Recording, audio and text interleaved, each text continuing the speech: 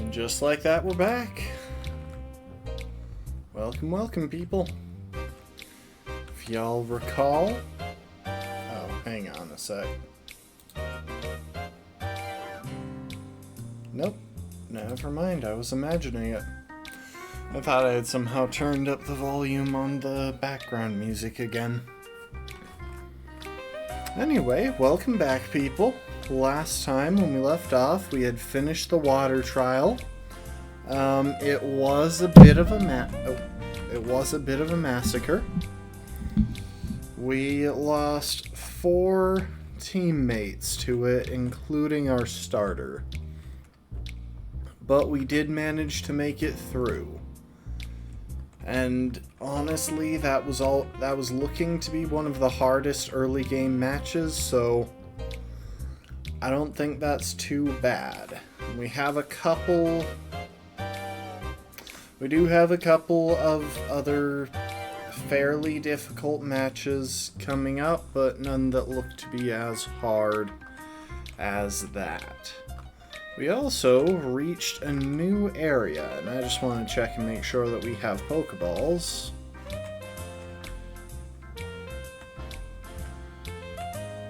Okay, we got plenty of Great Balls. We reached a new area.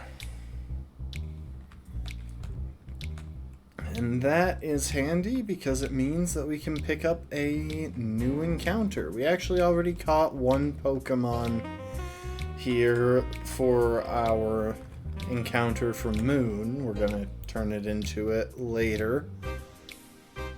But now it's back to messing with the fabric of reality in order to change time.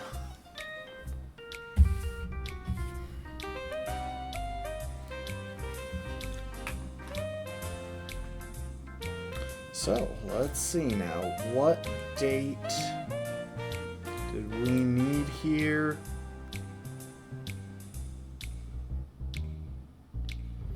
This is Route 6, so it needs to be a Sunday.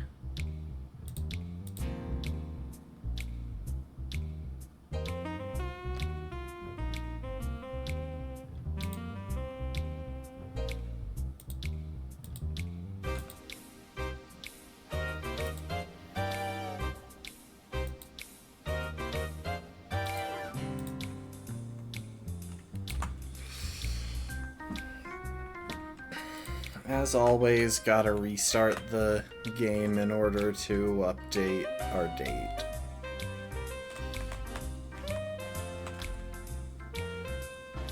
Let's see, I believe this is the one that we already...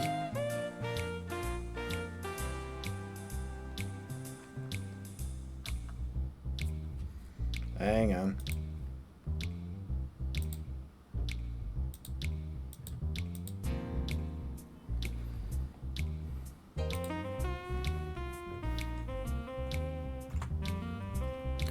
Apparently,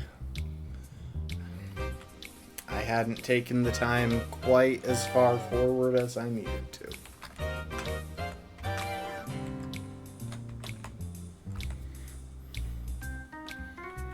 So I believe this is the scan that we left off with last time. Oh.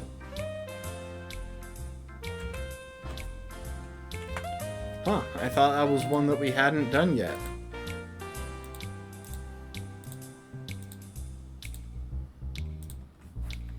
Well, fine by me.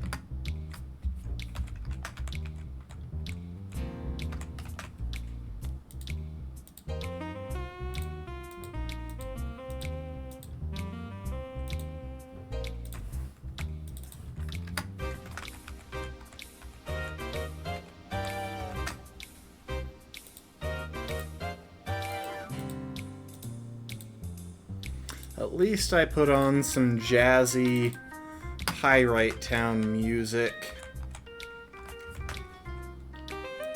for this one, for the start of this stream. Sorry if I'm talking a little weird, I think I bit my tongue earlier.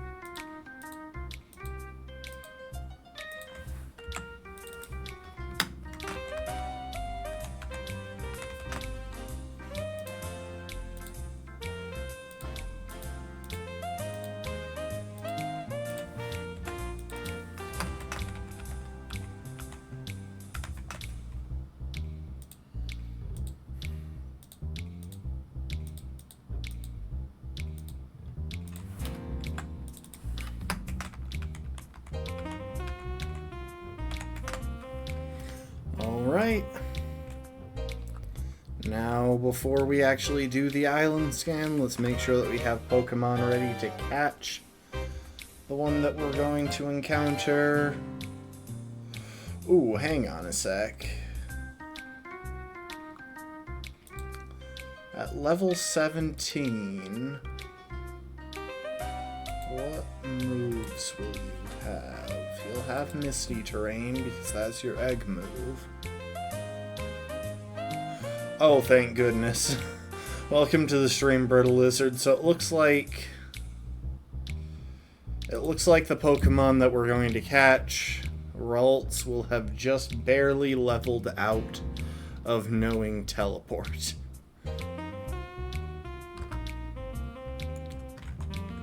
But yeah, welcome to the stream.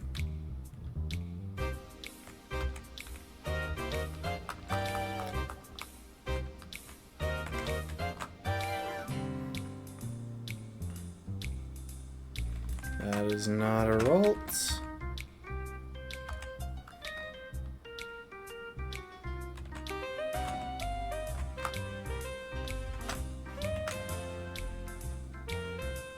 That is also not a Ralts.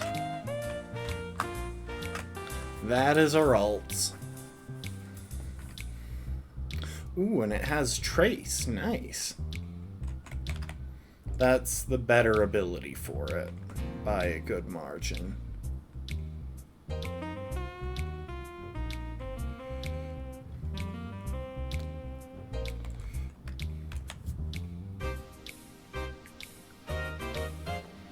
I didn't even pay attention to whether it was male or female.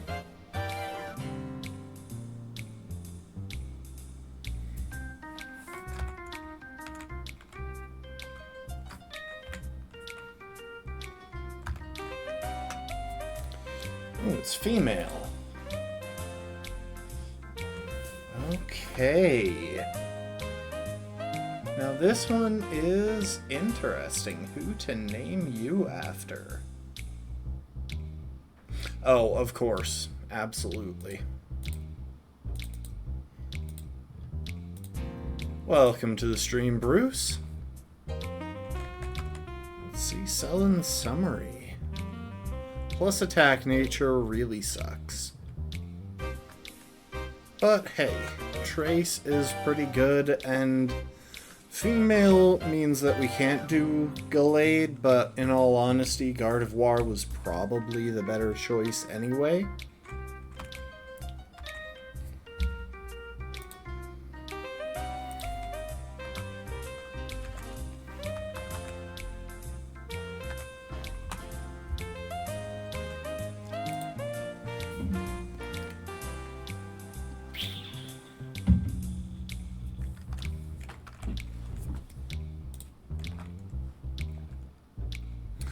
Oh, I almost forgot.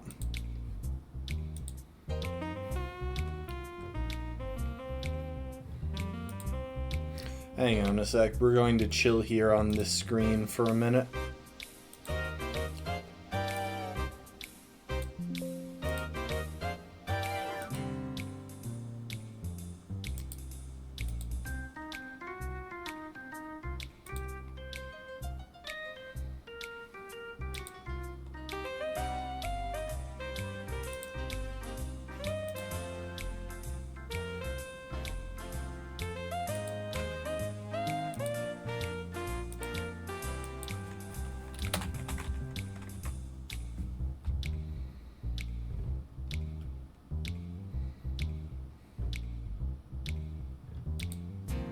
Don't mind me, just doing some cheating. It isn't going too bad. Hang on a sec, sorry.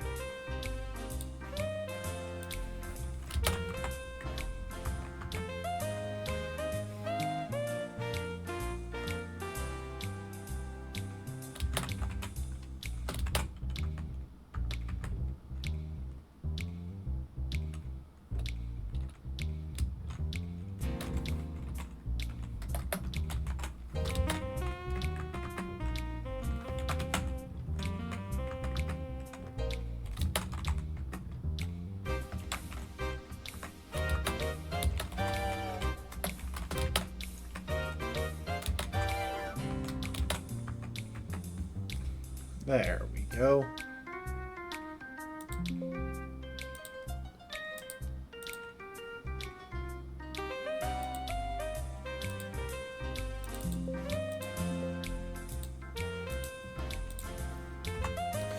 Okay. It's not going too bad. We did have a bit of a massacre in the Totem Aquanid fight, which isn't all that surprising. We didn't really have any good matchups into it. I realized that in hindsight, we probably could have made something... We probably could have worked out something with Flynium Z and Bounce from the move tutor. I expect there's at least a couple of our physical attackers that could have learned it, but honestly, not gonna question it too bad. And we did just get 2 new encounters. We got Enya the Gothita. Ooh, plus special attack. Frisk is an ability. I don't actually know too much about Gothita. Okay, so competitive definitely would have been better. By, like, a lot. Yeah, Frisk kinda sucks. And we got Selin the Ralts. I'm sorry, guys, one sec.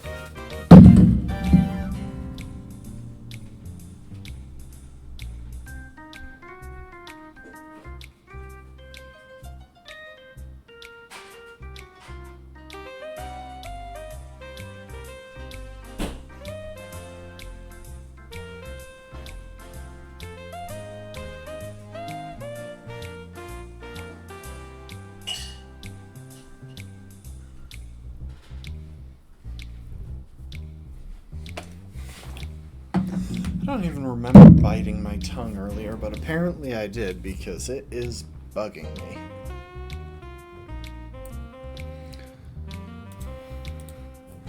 So yeah, we got these 2 new party members. We've got a few others as well. I think we could probably already evolve Rykard, for example, because we have a Pokemon with Thief. I can't remember who it is, but I know that at least one of our Pokemon can learn Thief. And we have access to Magnemite, who I'm pretty sure can carry Metal Coat. But I actually think that with Rykard, we want to hang on to it until we're through the fire trial. So I think it could actually be a pretty good answer into that trial, given it resists all of the Salazzle's moves and has the defense to take on physical attacks from Alolan Marowak. Now, real quick, we want to look ahead for a sec.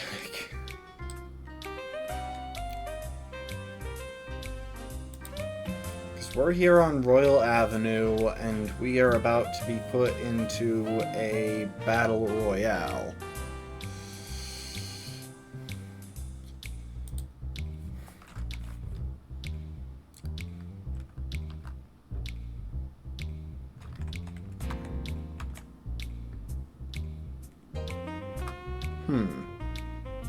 I actually want to check something.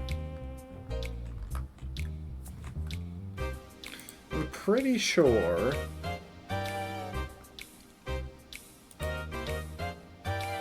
that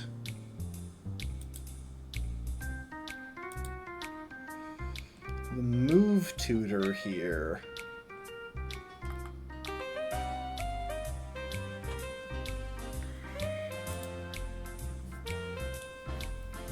yes, it teaches Water Pulse.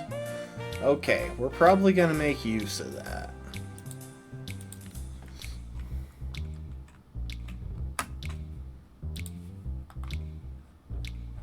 Now, let's see, what trainers have we not cleared yet?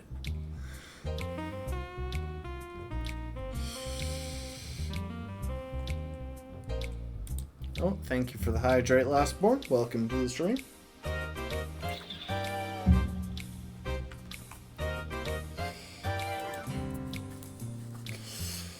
Definitely want to avoid the dancer.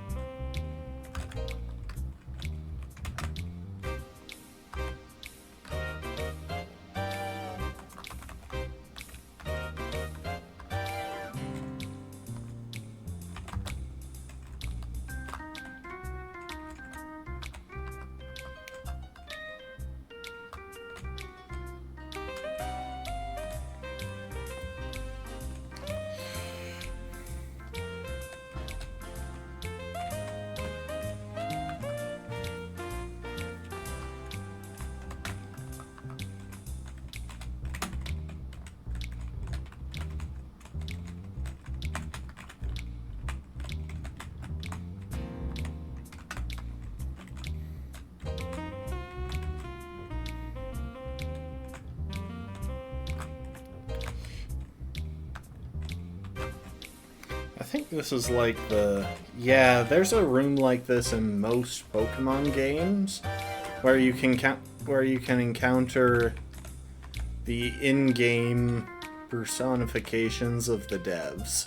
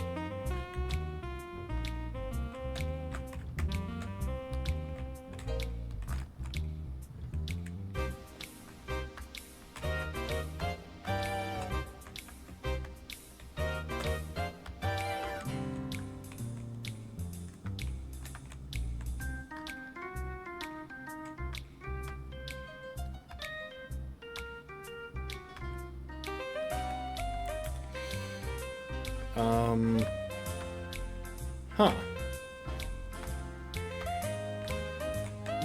That's interesting. I've never encountered that before. We just got a Pokeball with a Pokemon that lost its trainer somewhere on Ula Island.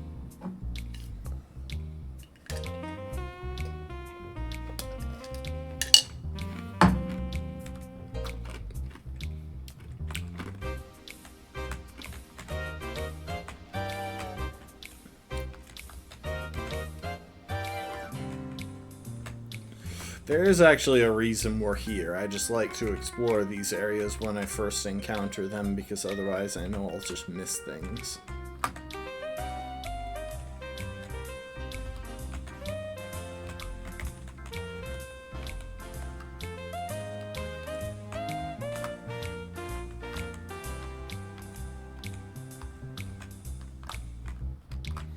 Oh, so one thing... We can actually get an encounter. We can actually come in here to Diglett's tunnel before we're really allowed to progress through it, but we can't get an encounter there because there isn't one.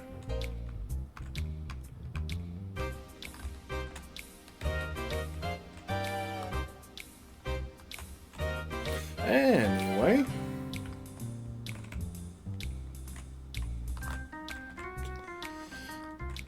Who is our strongest special attacking water type? Not you. 35... 30, so it's obviously Squirtle that's strong, that hits harder But I am curious.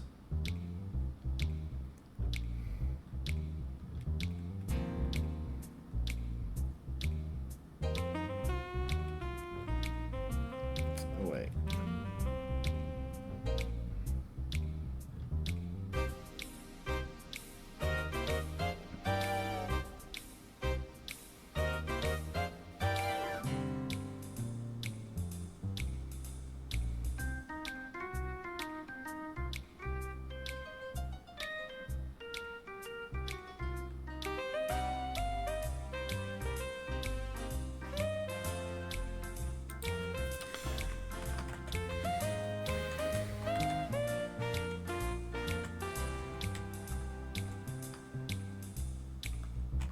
Okay.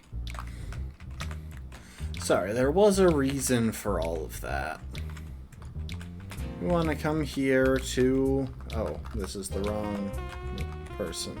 We want to come here to the Move Tutor and teach our water types Water Pulse.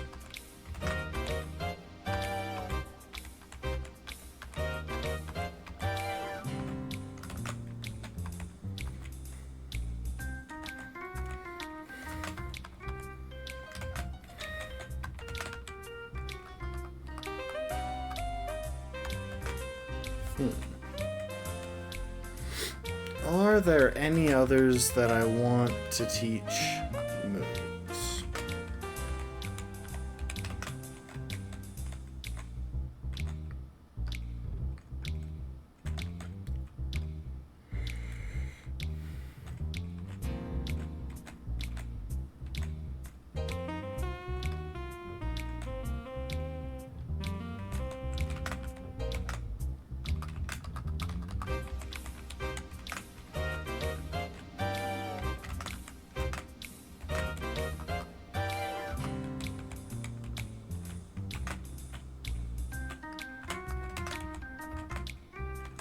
Ooh. Interesting. D can learn Signal Beam. I mean, it's better than Thundershock.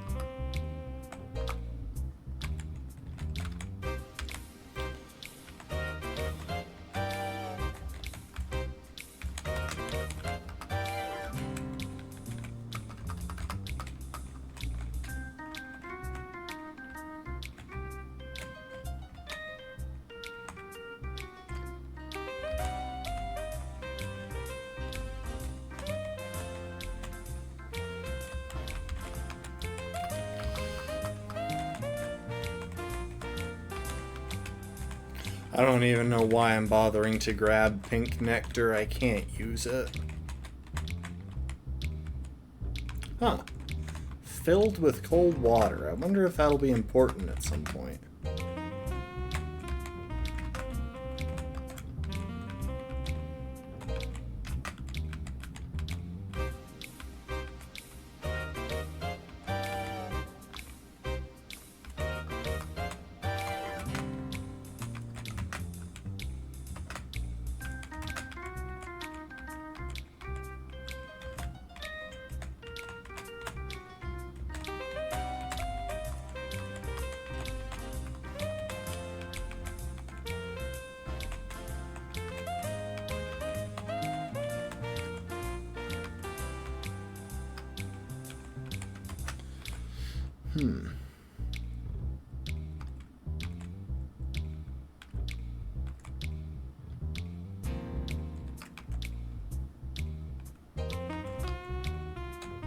I have no idea what that conversation was about.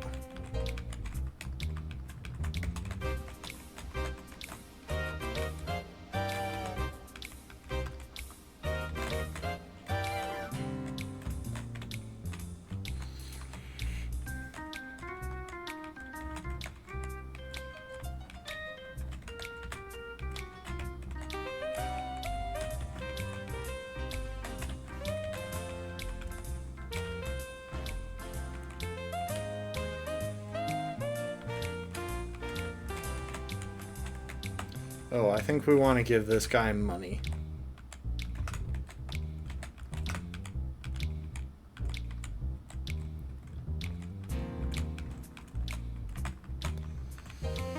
Honestly, I kind of hate that that's a way to get a TM because, like, that's just so deceitful. He's there disguised as a Pokémon in order to beg.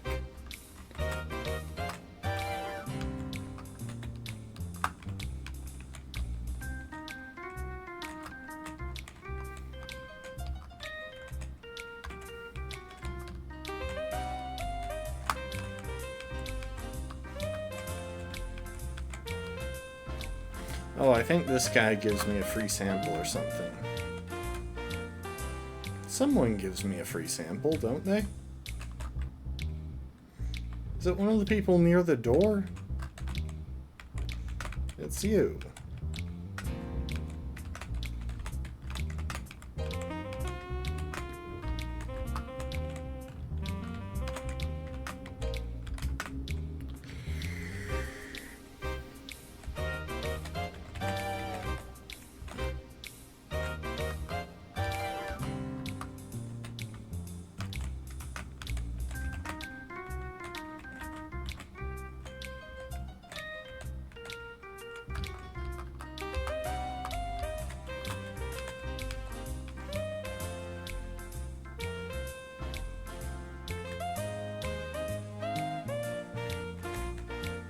I'm not sure if there's even a reason to buy those.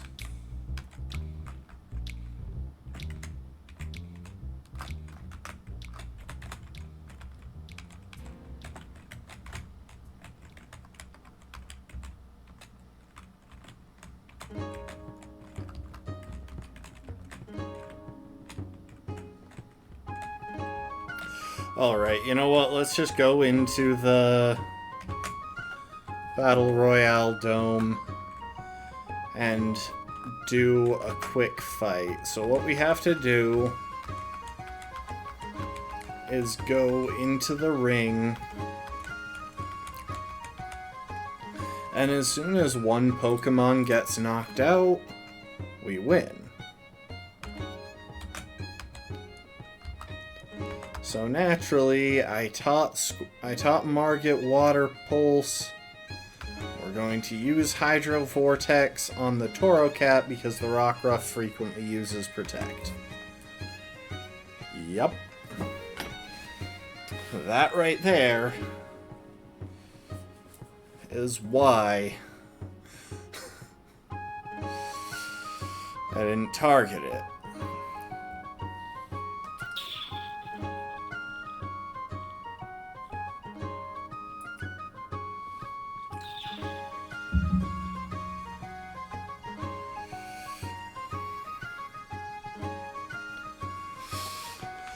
Alright, Margit.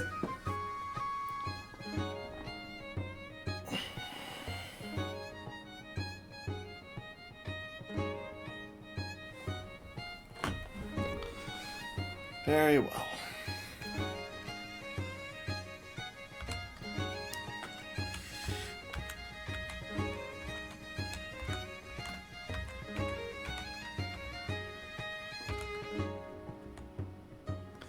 And now we get to meet Kiawe.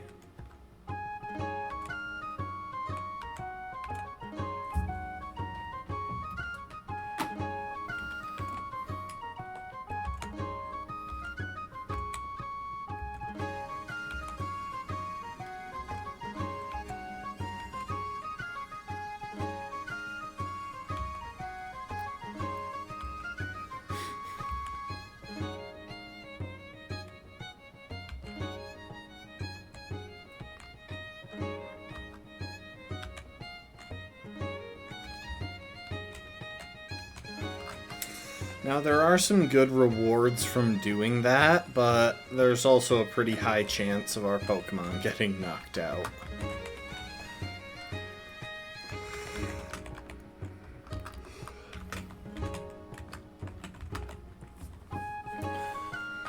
Alright. Do we have an encounter in the next area? It looks like we do.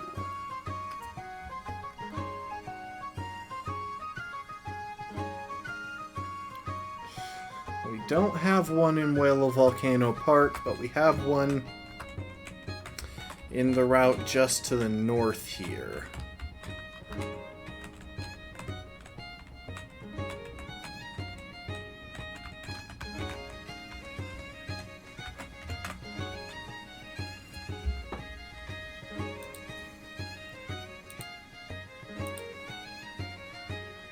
Real quick, I just want to check something. Yep, we have to get this encounter by surfing. Luckily, that's much less of an issue now that we can surf. So, with just a little manipulation of time,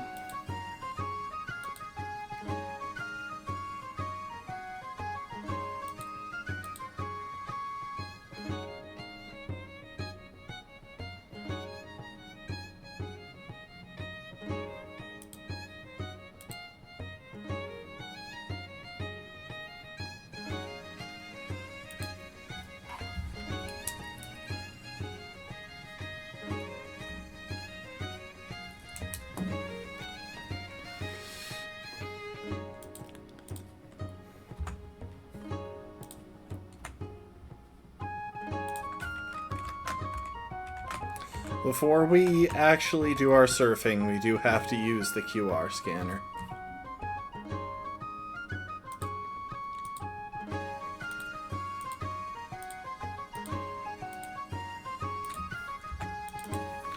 Now, this is an example of an encounter that is the same across both Moon and Ultra Moon. So we will only be getting one encounter in this area, as opposed to two.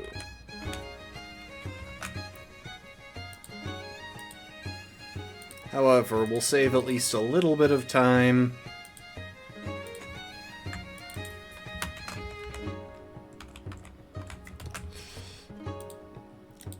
by the fact that the one with the move that I want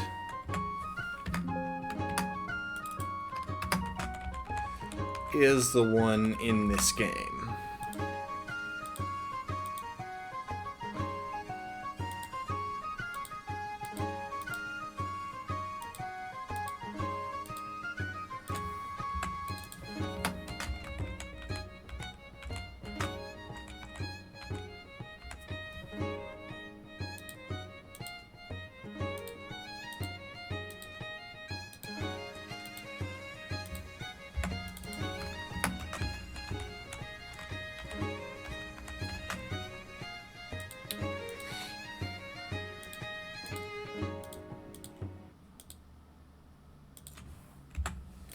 Give it a sec.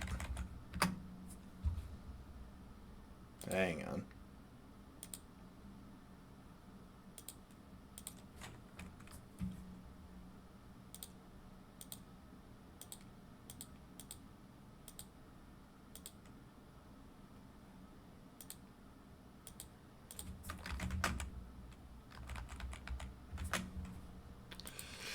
We have to deal with things not running quite right since I'm doing time shenanigans.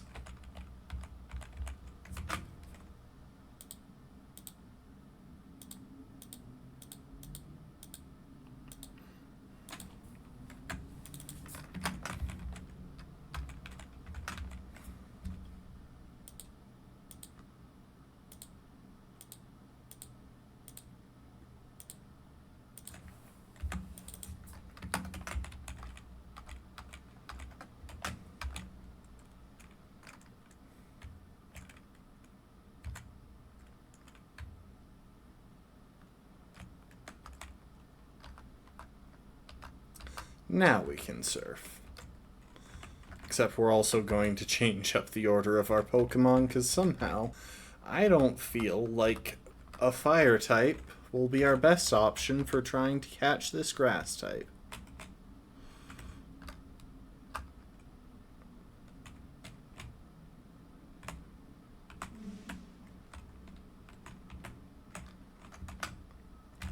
And water type. And there she blows.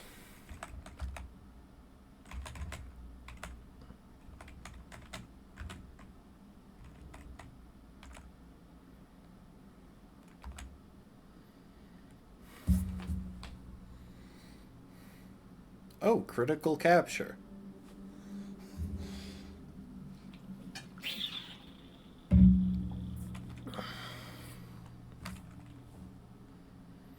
Alright, what are we going to name this little gal?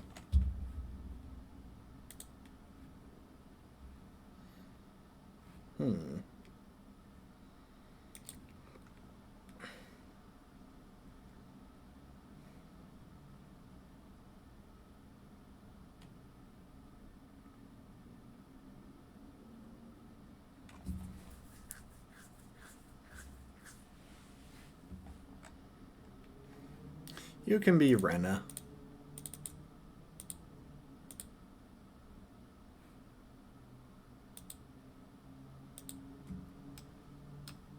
One sec. Just realized I never opened a tab for Rena here.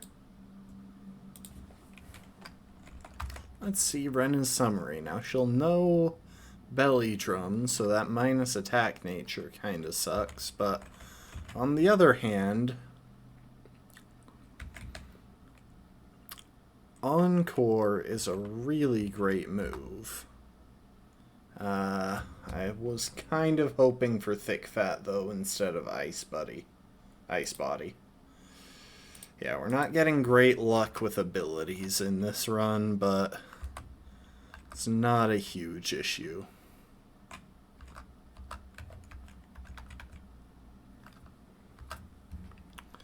And now we fix time. And restart.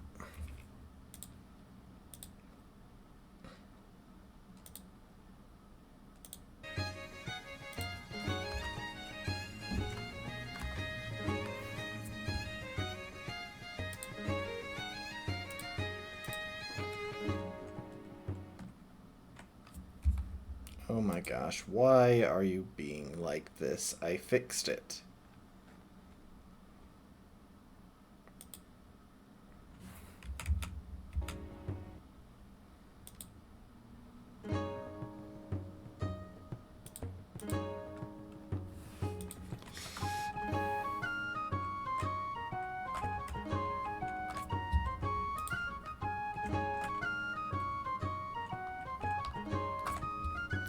Let's see, on that route, we might have to deal with a couple of trainers because there are some useful items.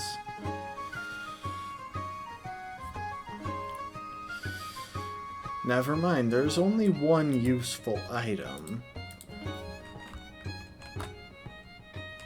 Why is there just a random Magmar there? Is that always there?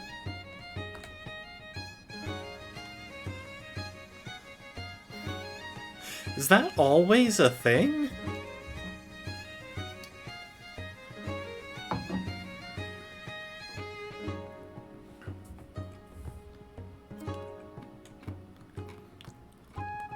I guess it probably is. That is such a random detail. Anyway.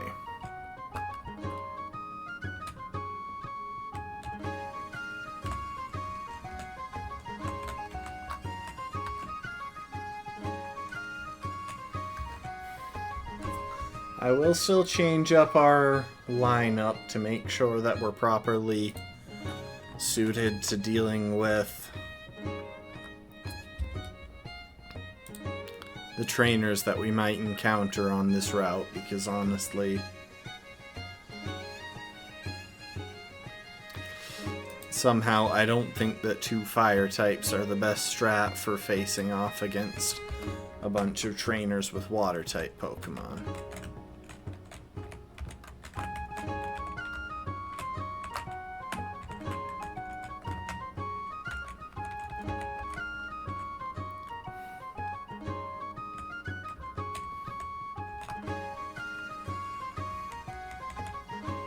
So we have to get to the other side of that island.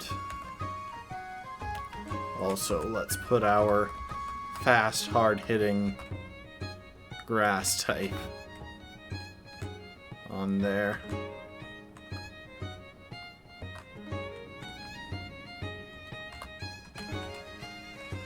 Oh my.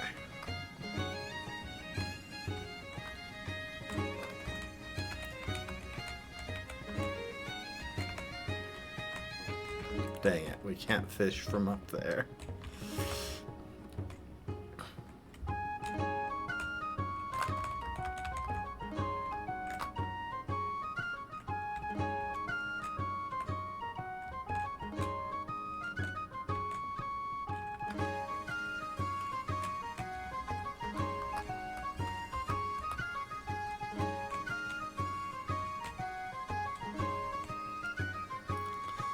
Now we just gotta be careful, because there is a trainer here on this island, and we almost just walked into her line of sight.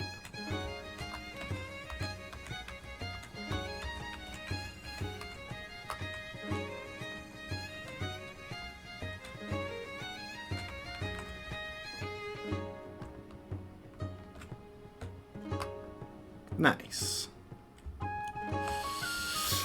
Okay, so really all we have to worry about now is Kiawe's trial. It's kind of weird pacing because there is barely anything between Lana's trial and Kiawe's.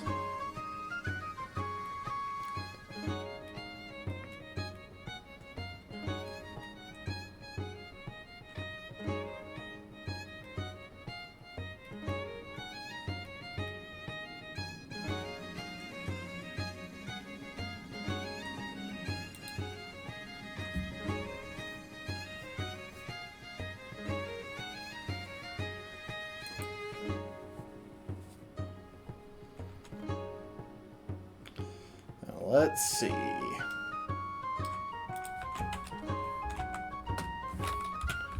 Whale Volcano Park.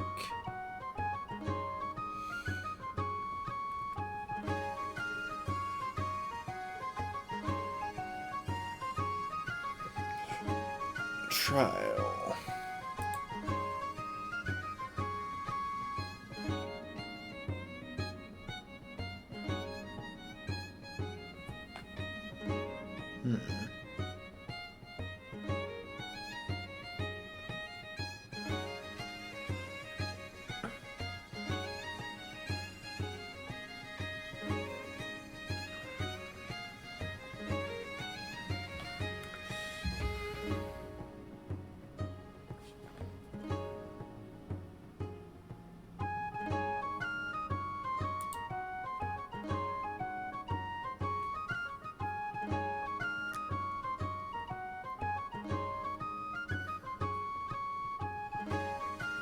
Okay.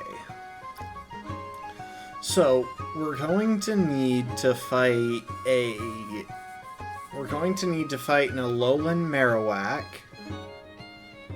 and a Magmar before the Totem Pokemon.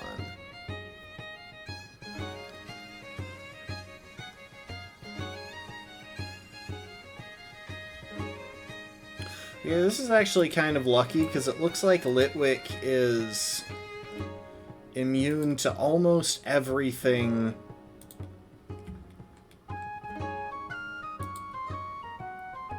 our opponents can bring up.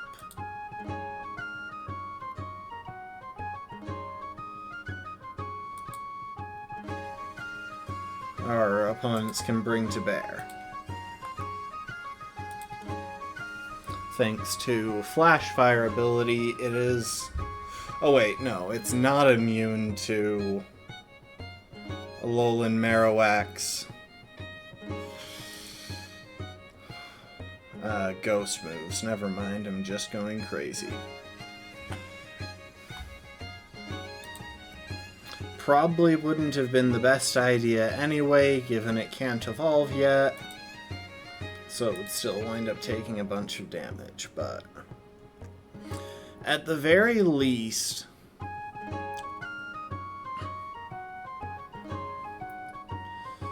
our Litwick should be good for pivoting if we know that we're baiting in a fire type move.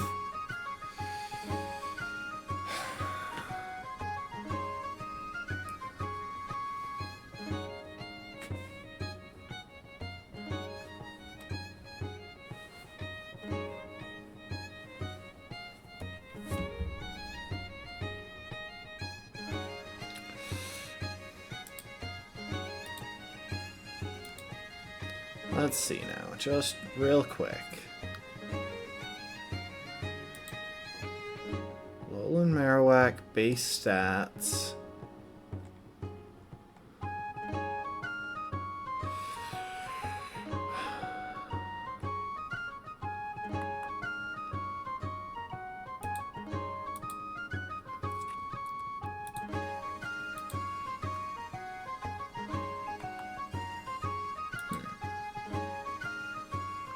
And it's a level 22 Pokemon, so we don't actually have that much wiggle room before the trial.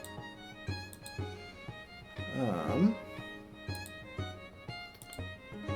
do want to check something. Now, Horsey doesn't evolve until level 32.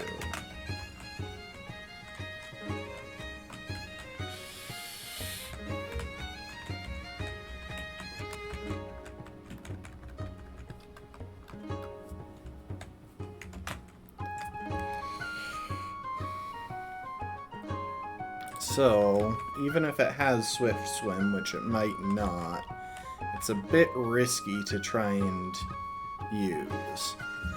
I think our best bet will be to lead with something that can definitely take a hit from both Pokemon and hit back with Thief. Just not sure which of all of our Pokemon can learn Thief. The reason I'm saying Thief is that Alolan Marowak has a thick club, which would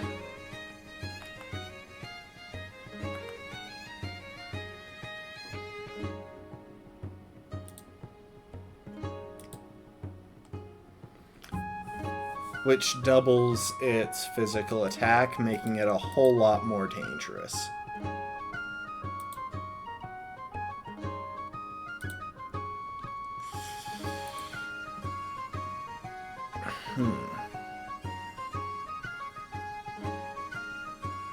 So I guess the question becomes, what can learn Thief? Hang on. I'm tired of craning my neck over there for the moment.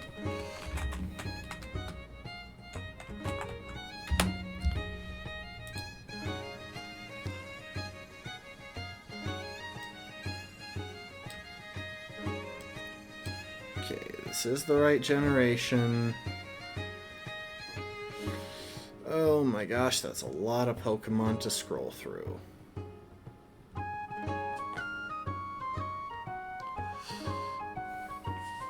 Okay, let's narrow it down to just the ones that might actually be...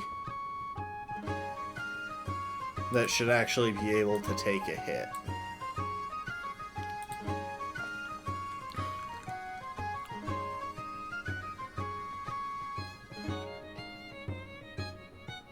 Pretty much just means our water types. I don't suppose Meryl can learn it.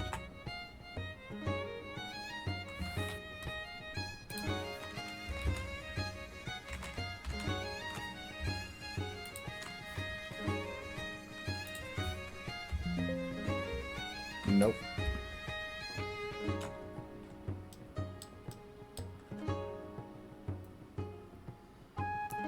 Neither can Wartortle or Charmeleon.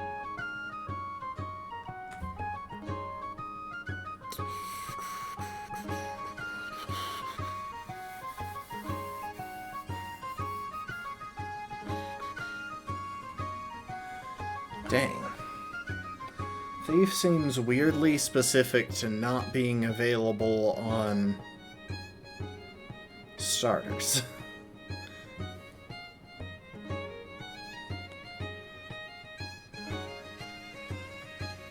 We can't use Covet because it's a ghost type.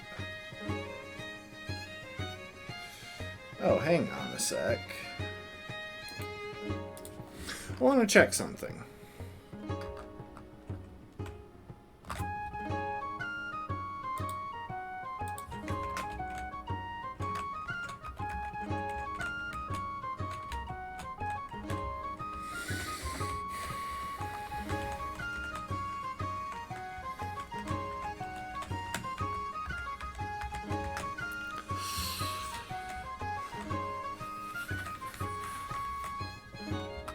They don't have trick.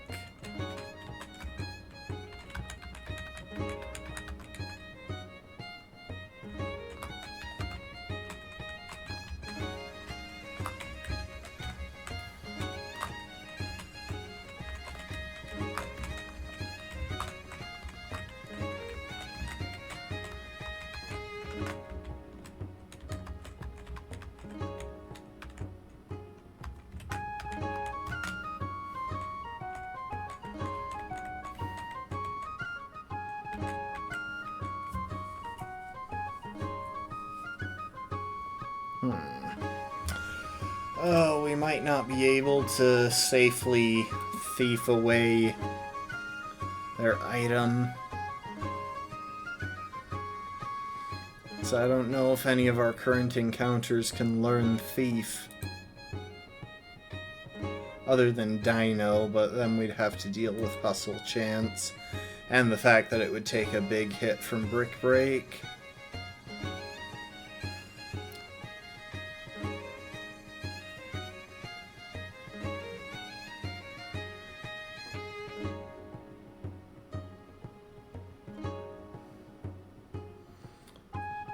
I mean, Curlia can.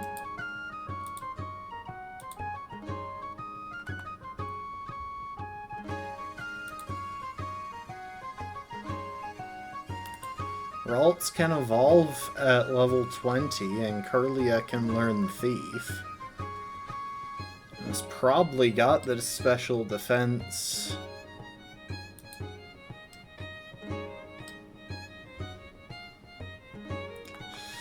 Oh, maybe not. I was thinking it would probably have the special defense to survive a Hex, but I really don't know about that, to be honest.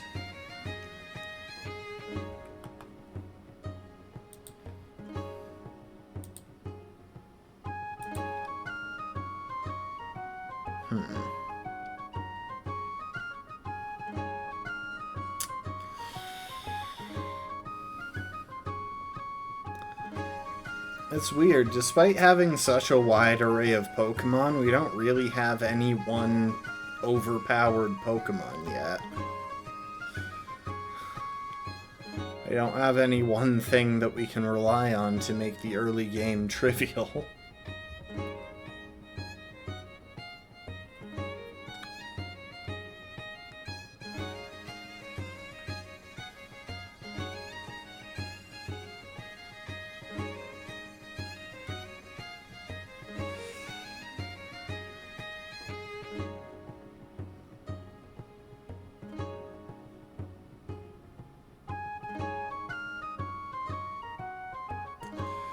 Gothorita might be a better option than Gardevoir if we...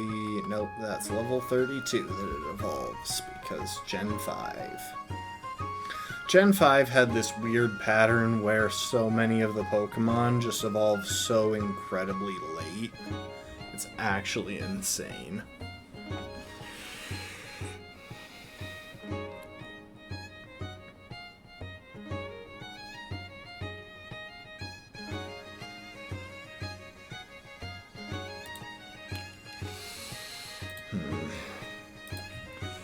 So yeah, I don't think we're going to be able to thief away the things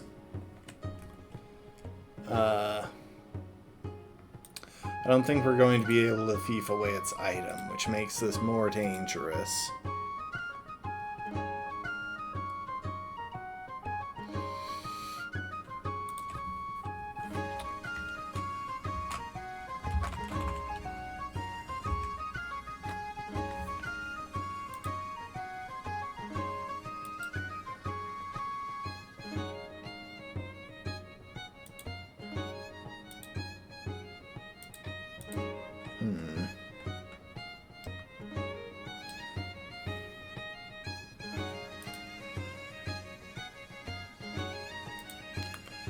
Next thought would be some form of speed control. I don't suppose Tailwind is a move tutor move. Obviously Electroweb is, but the distribution on it is pretty small.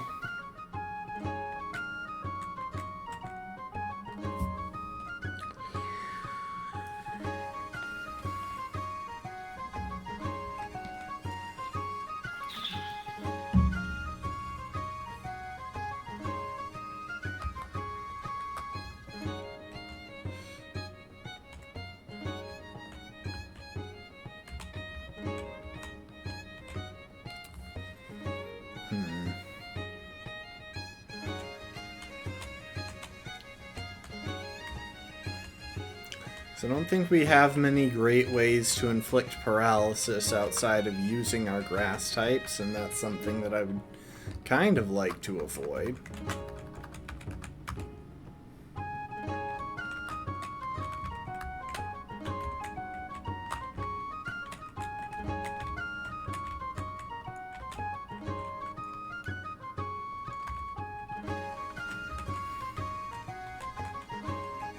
Wait, I'm an idiot.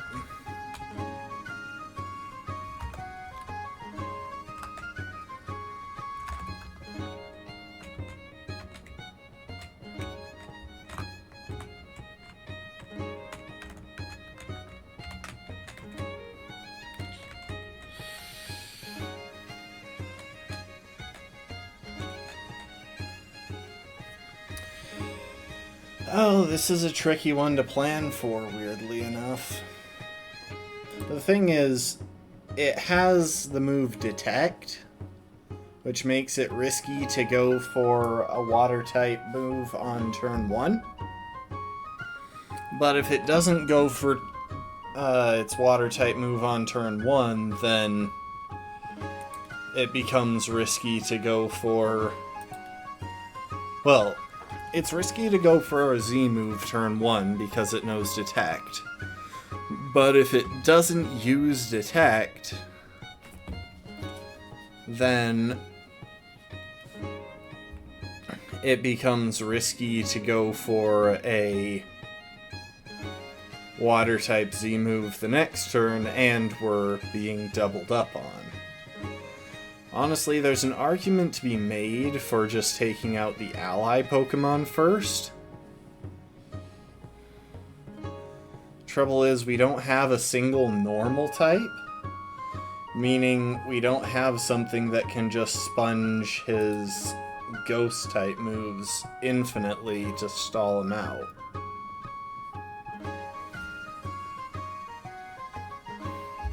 How many PP does Hex have?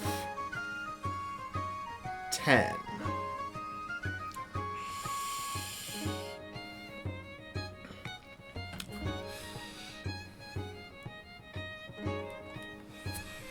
It might be possible, but we would need to get kinda lucky. Or we would need to be smart about how we approached it.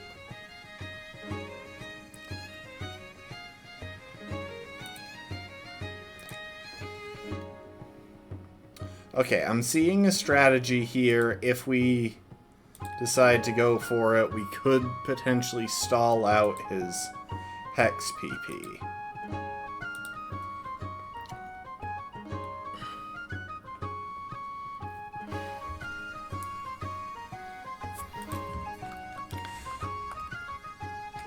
Okay, so here's what I'm thinking. Let's go to the PCs to talk about this.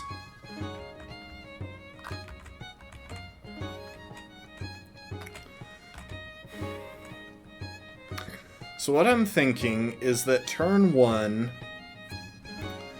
we set up Rain Dance with something that can hopefully outspeed Salazzle. With one of our water types that can hopefully outspeed Salazzle, because I believe we bought the Rain Dance TM very recently, yeah. We've got Rain Dance, so we could set that up. And that means that our turn 1 shouldn't be wasted.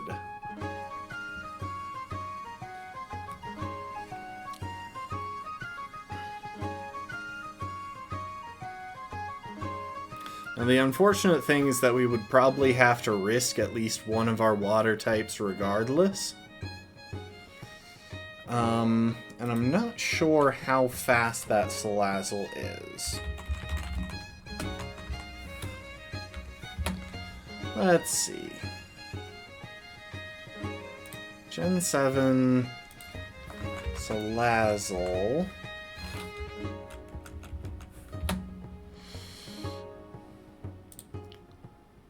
Female 20 31 plus speed nature. Okay, so that caps out at 63.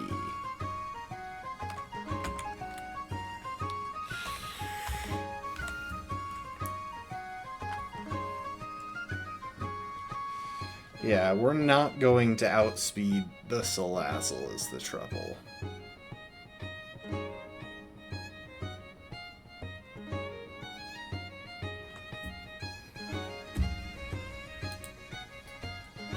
Thankfully, at least it isn't the one from the other game that carries a Pitaya Berry.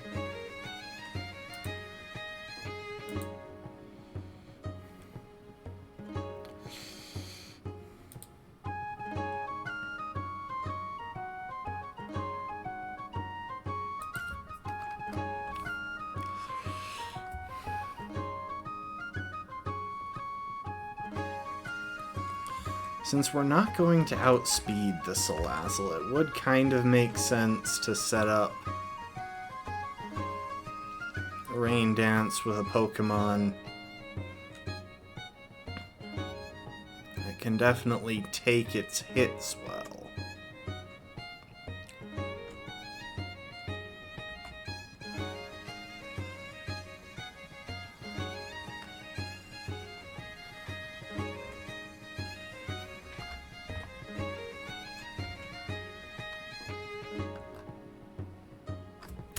I need to check something, I'm sorry. I'm bouncing all over the place here between different things, but...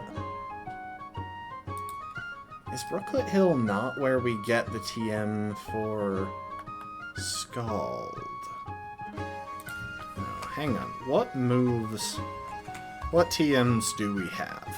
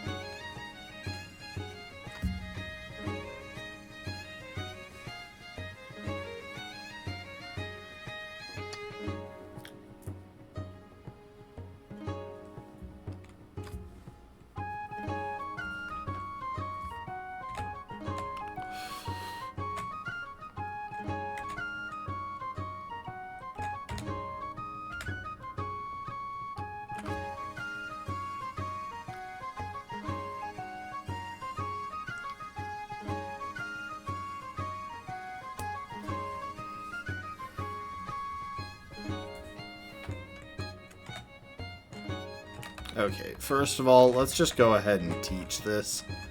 We don't really have a good reason not to.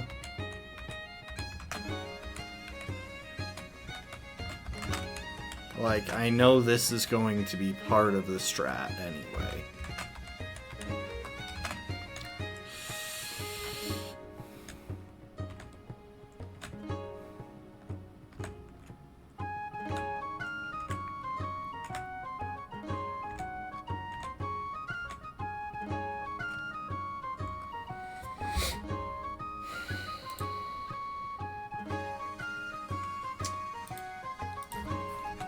TM list. Awesome.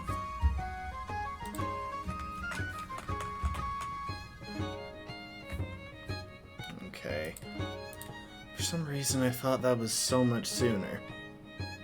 It's not until Ancient Pony Path. Yeah, all of the good water-type moves aren't until Pony Island. This is fun.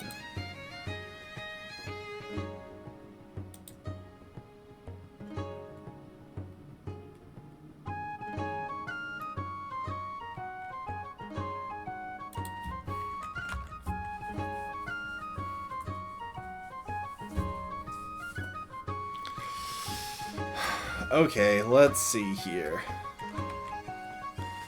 The thing is, assuming, and this is a big assumption, but assuming that Marowak's AI is consistent, we should still be able to make use of Electo.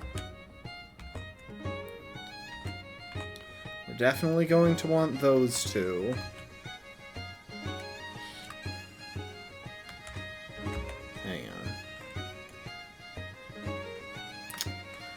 There's no way that thing's outspeeding Salazzle. That's the biggest issue with this strat, is that odds are we sack one of our water types if we get unlucky with the amount of damage taken.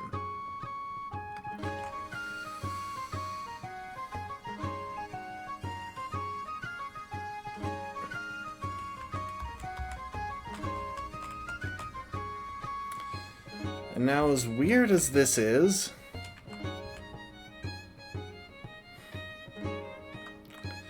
I think it might not be a bad idea to have some fire vulnerabilities on our team. So the thing is, the only move that it will go for into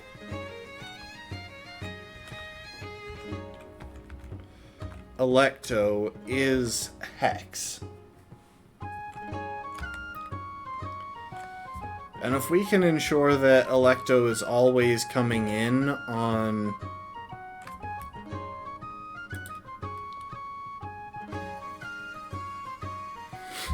a fire-type move, that would be very helpful.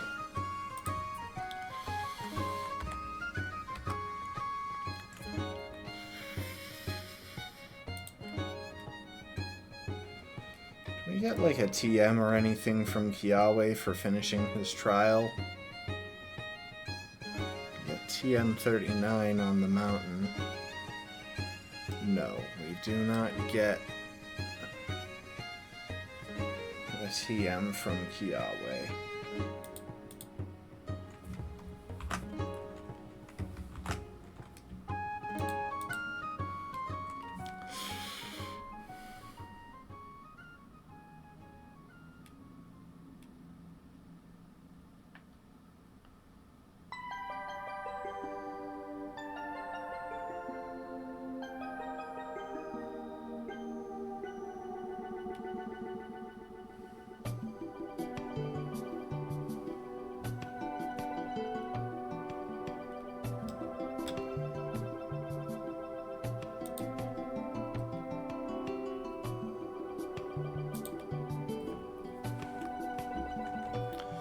Well, Electo doesn't have Flame Body, so Endura has pretty limited uses.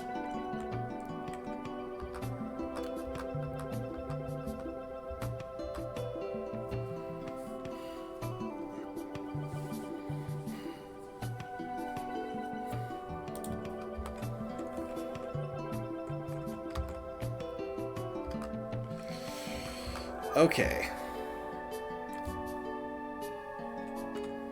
I think I'm starting to see a plan come together.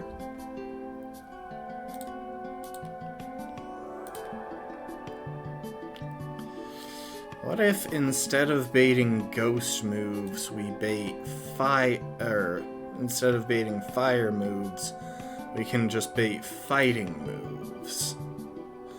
That would work just as well for getting Electo in safely.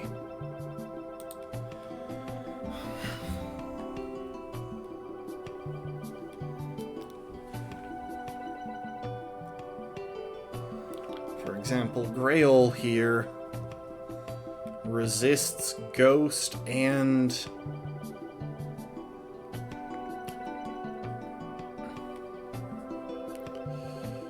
Grail resists Ghost and Fire, meaning we should have a pretty good... We should be pretty safe in the assumption that it will go for...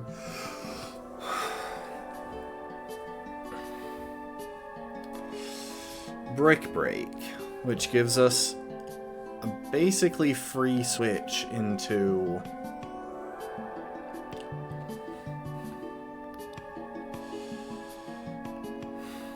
a pretty free switch into Electo. I think we still want Ag Heal on the team. I think this might be the set. This looks like a trash team. The only other thing I can think of is that maybe we want to swap Alexander in for our pivoting, but then we would have to deal with either swapping one of our other water types out or swapping out Charmeleon, who actually has a decent attack. You know what? I'm doing it. She has thick fat.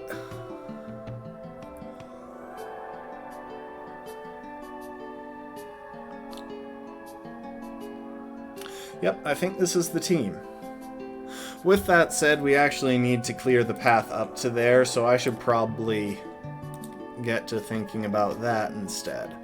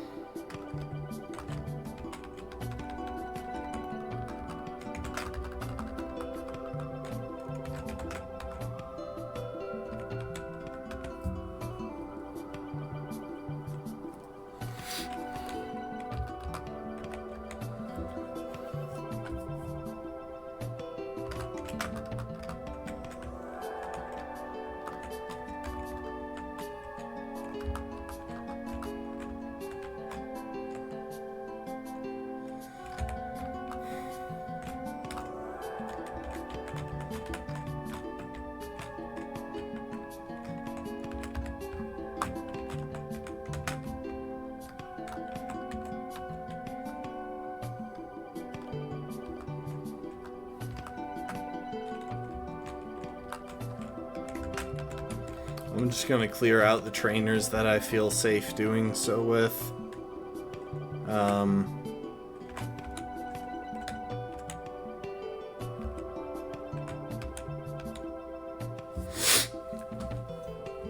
It should make things a bit safer. Oh look, it's a Cubone. You know what would be a really cool item? So there's an item that already exists called Sticky Barb.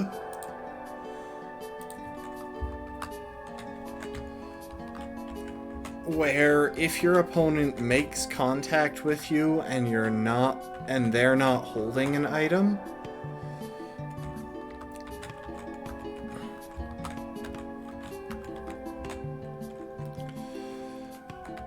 the sticky barb will be passed to them and we'll do a little damage each turn. So it damages whatever Pokemon is holding it and passes if your opponent makes contact while they don't have an item. One really cool item would be an item that acts as like a trick or a thief move when the opponent makes contact. So I'm holding this item, they touch me, the item activates and I steal their item. Like, it would be a really strong item. Don't get me wrong here, I'm not pitching something that wouldn't be inherently impressive already, but I still think it could be balanced.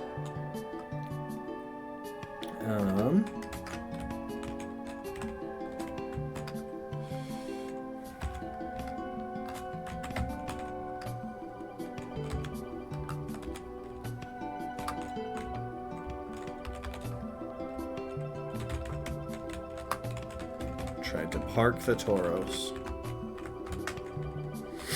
Okay.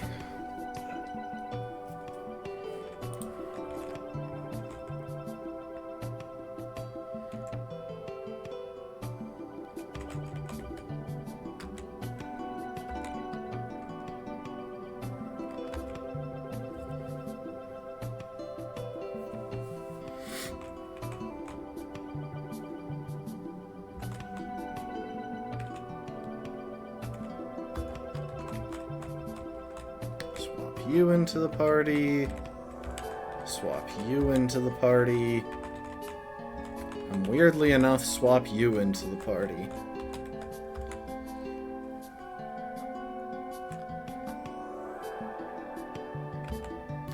Those three should be able to deal with all of the trainers on the way up the volcano.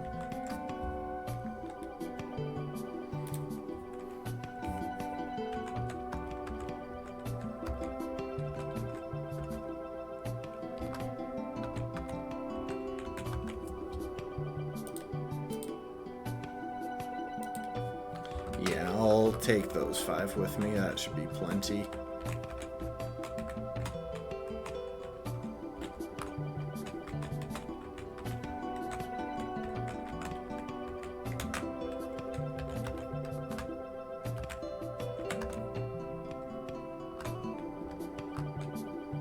So I guess it's not really on the way up the volcano.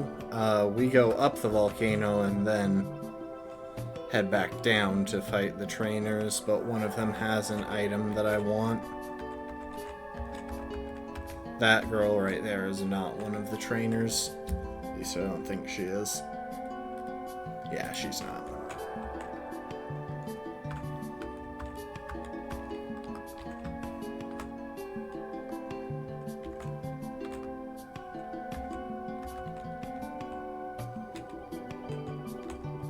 Hello there.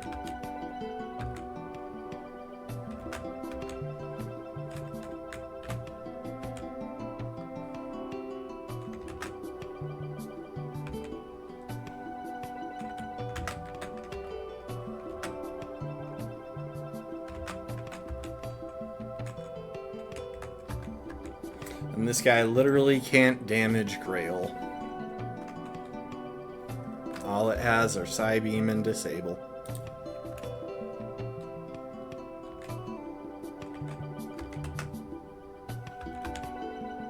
So even though it can disable our moves, we have multiple moves that can hit it, it has no moves that can hit us. Oh. I should probably just drop Rototiller, honestly.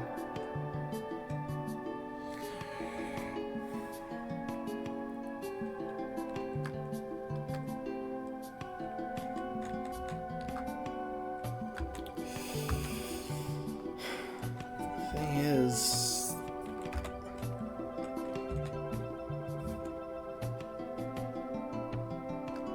we'll drop Smackdown for now, that way I don't actually have to make the decision yet, since I've got that as a TN. Okay, Bach, you're up next. And have a citrus berry.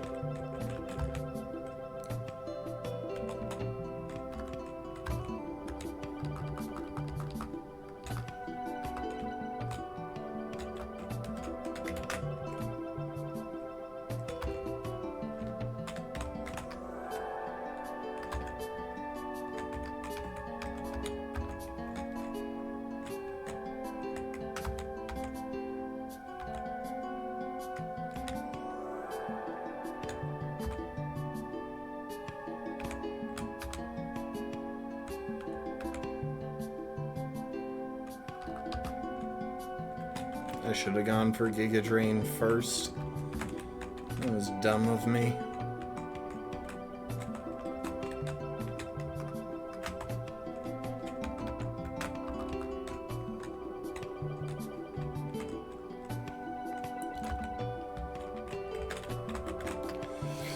Ooh, Kangaskhan.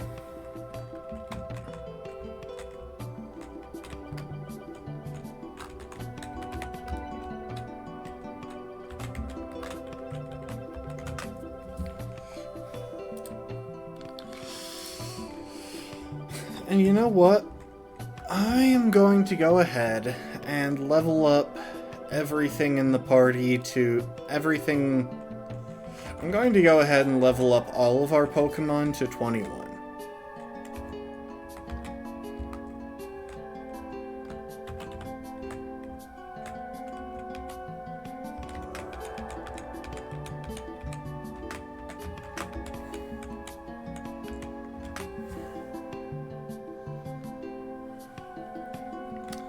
Euroball will probably be useful. Down the line, we'll drop Rock Tomb. Just because we have the TM for it now.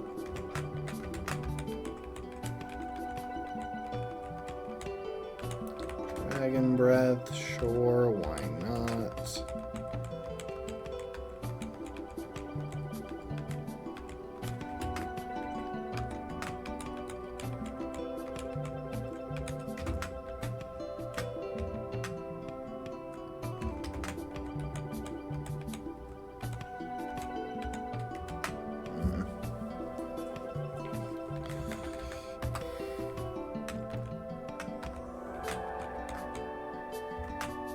And Selen is evolving. I'm pretty sure there's no reason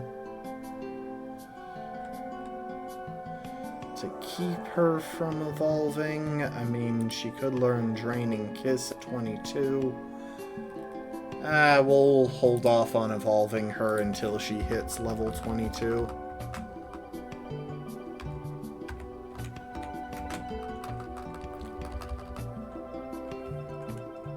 That's actually a decent move to hold out for.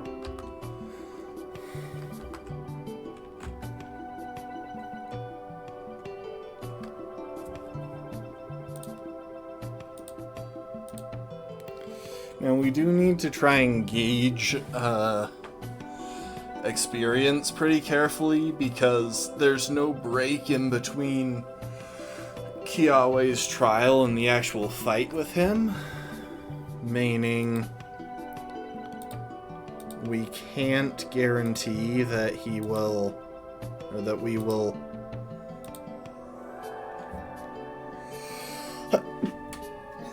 We won't have time to throw some rare candies onto our team before fighting him.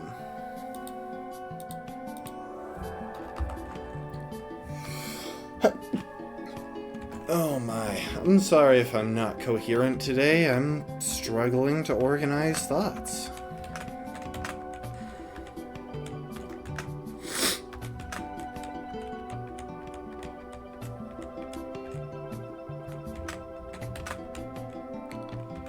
Is there any reason to keep Alexander from evolving? Because, yeah, he does it at level 18. Ooh, but level 20 is Aqua Tail. Yeah, we probably should hold off for that. Unless... Okay, it's still level 21. Never mind.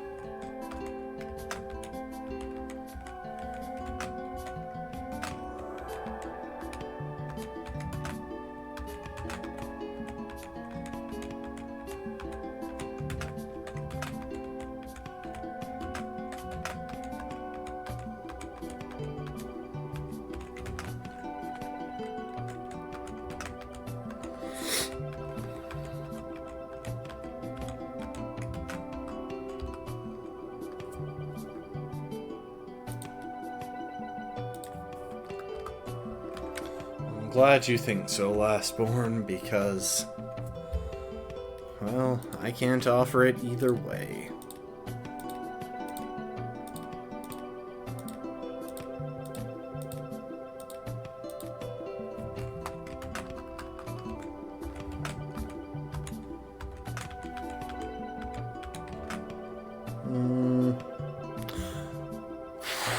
You know, if that wouldn't whiff into,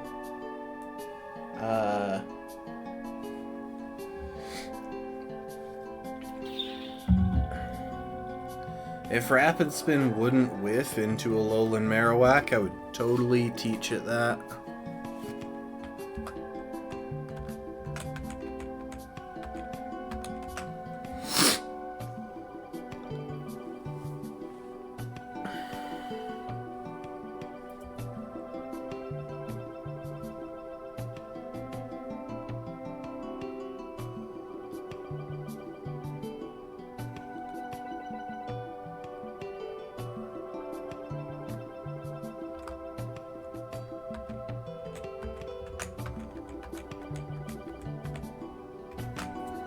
Gold Mask is trying to evolve. Any reason that it shouldn't? I doubt it.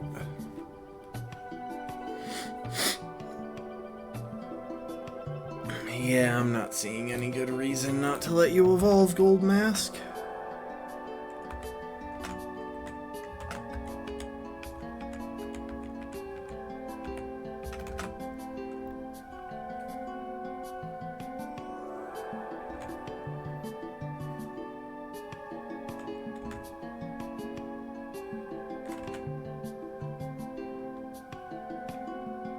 I'm going to replace Brine simply because we have access to Water Pulse, which is a good parallel, and I'm kind of curious how the pairing of Belly Drum into Ice Ball would go if I dared to try it.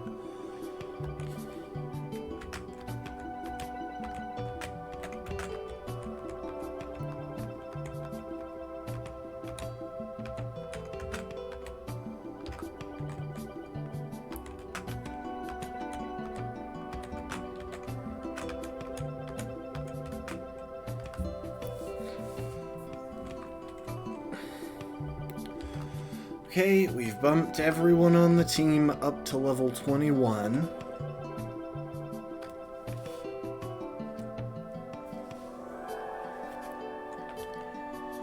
Now let's put our team back together for the trial.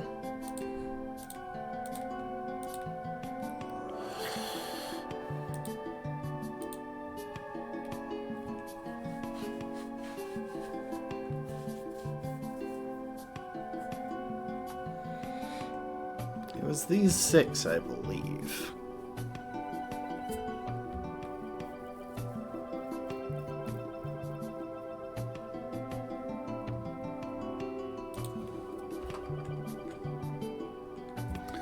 I want to check something that I've thought about in the last couple of minutes.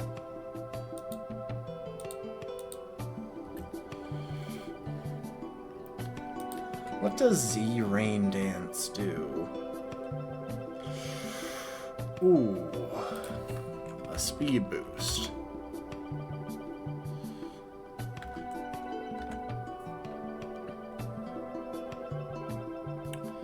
That might actually be the strat here. Hang on. I have some Carbos, don't I?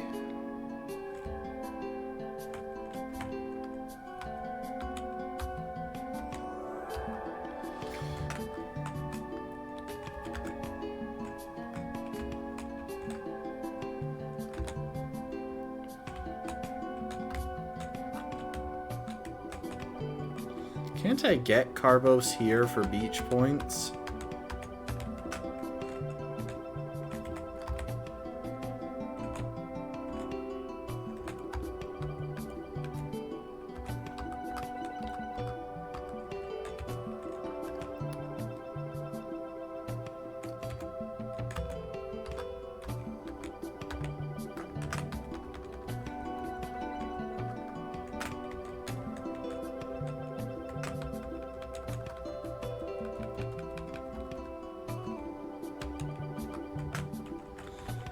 Okay, now let's see how fast they are.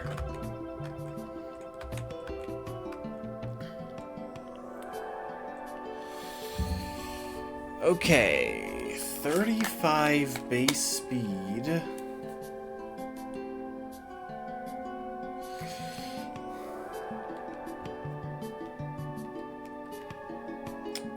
Gets it up to 52.5. I still don't know if that's enough to guarantee speed advantage.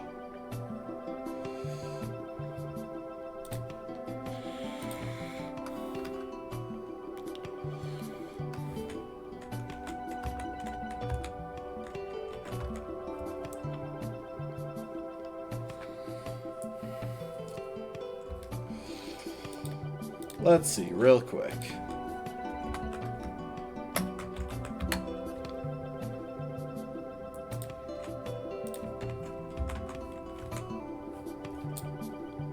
Salazzle, level 20.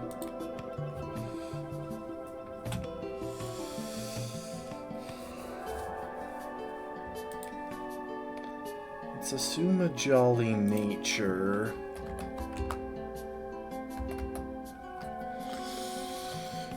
So, hang on. I already forgot what the result was. Yeah, okay, that won't guarantee the speed advantage. I was hopeful. I was thinking maybe if I Z Rain Danced instead of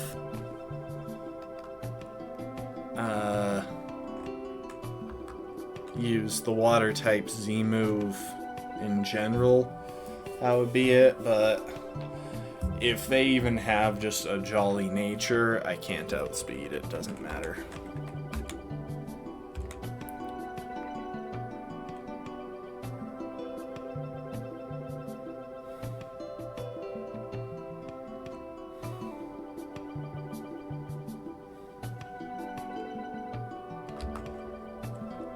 So let's actually take a look at Alexander's stats.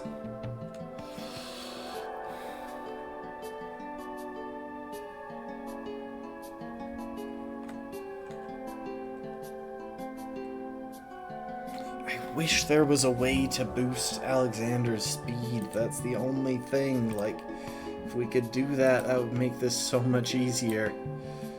But I really don't think there is.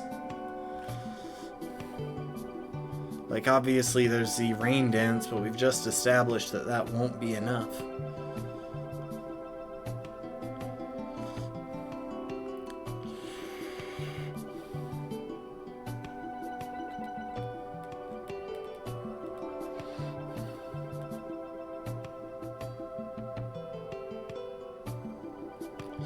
Like, it really... Alexander really doesn't have boosting moves. We could teach her Light Screen. That would allow us to block. Well, that would cut down on the damage. Actually, that might be the play.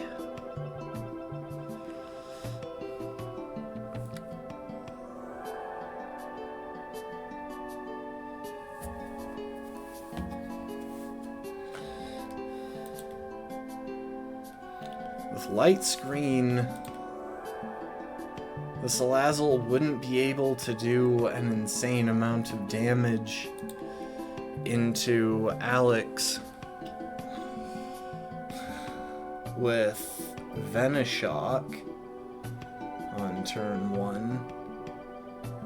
And that's assuming it goes for it unboosted instead of always going for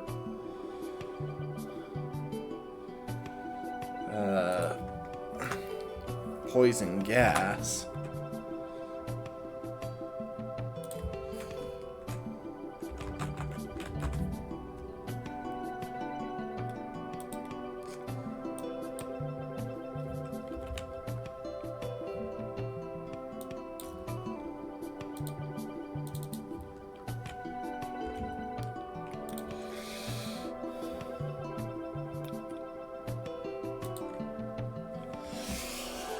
I realize this isn't the most interesting part of the stream, but sadly this is a lot of what Nuzlocks are about.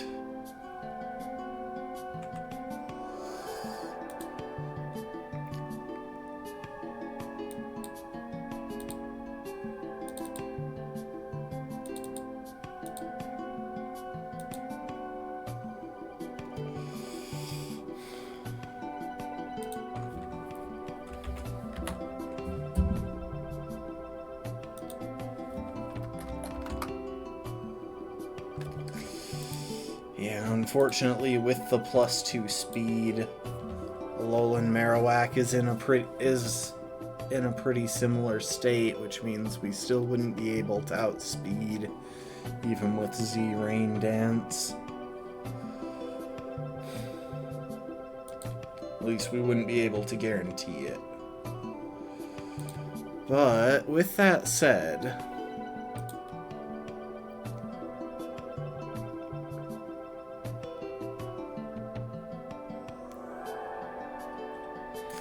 Azumarill could almost certainly take a hit.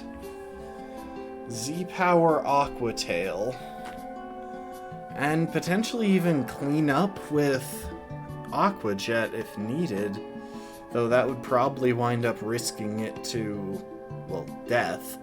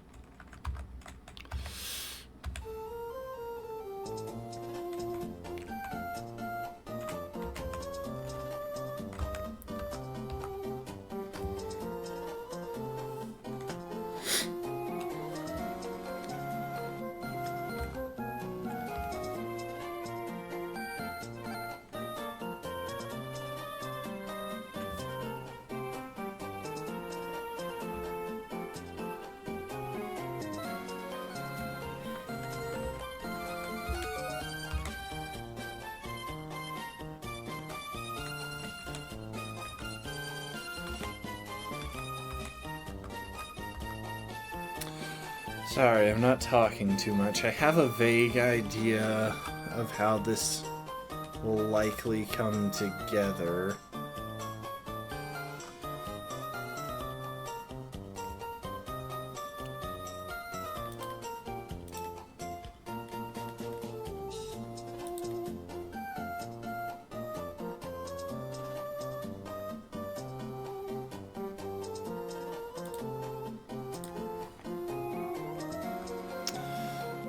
Okay.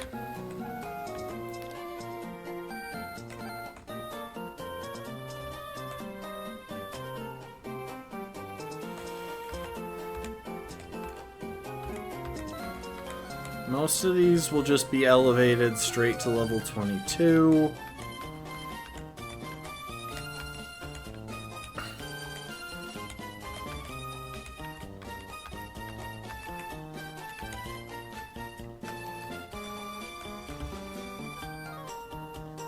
It's only 85% accurate. Still probably better than Mud Slap, but geez, could you actually give me a decent ground move for Hugh?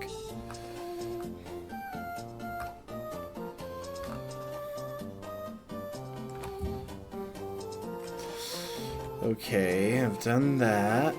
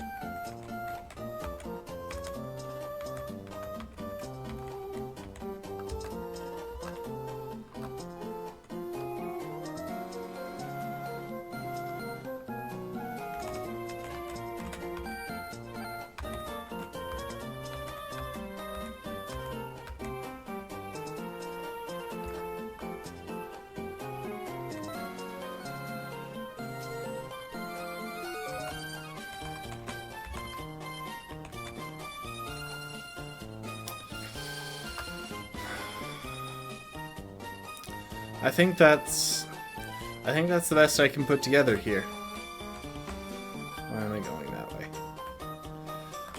We are going to do just a little bit of training for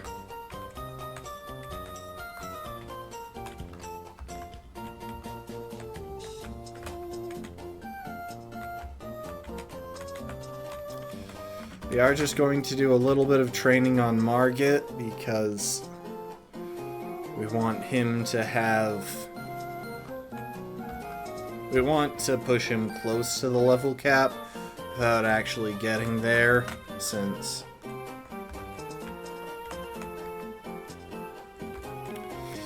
Sorry, I'm just looking for Pokemon with decent EVs.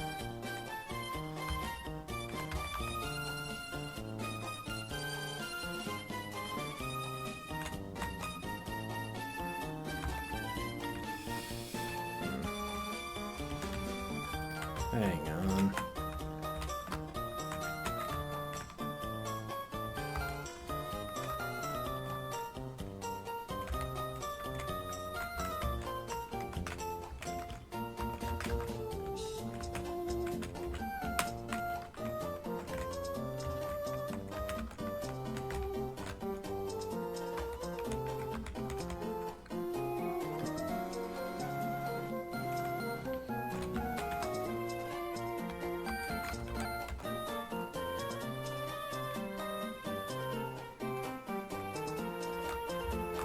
So Margit is going to be our Pokemon for soloing the... Really?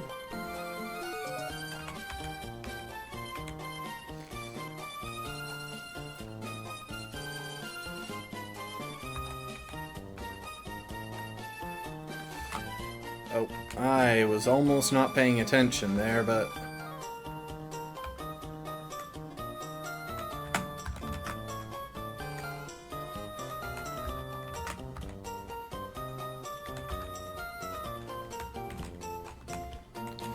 We almost over-leveled, which would... Well, we almost hit the level cap, and we need a little bit of wiggle room because Margit has to solo 2 fights.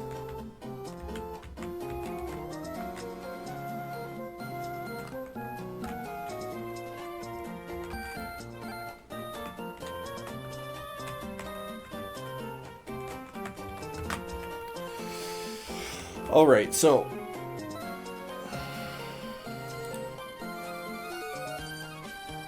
Oh, except you know what? I'm dumb. I got that backwards.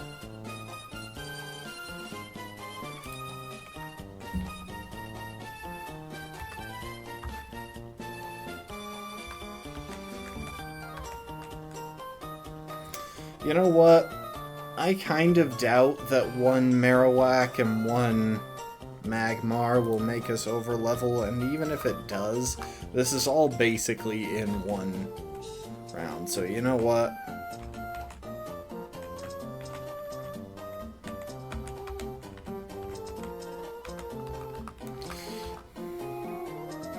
So the plan is to lead Alexander, and that'll be for the totem fight. At the start of each of the 2 fights mid-trial, we're going to immediately switch out to Margit in order to do damage.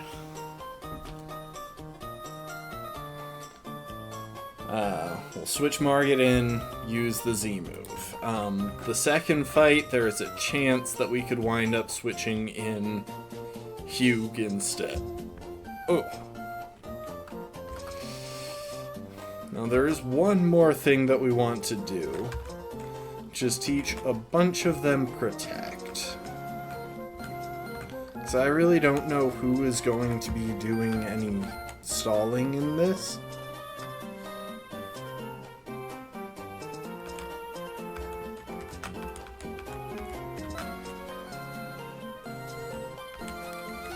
But several of them might be.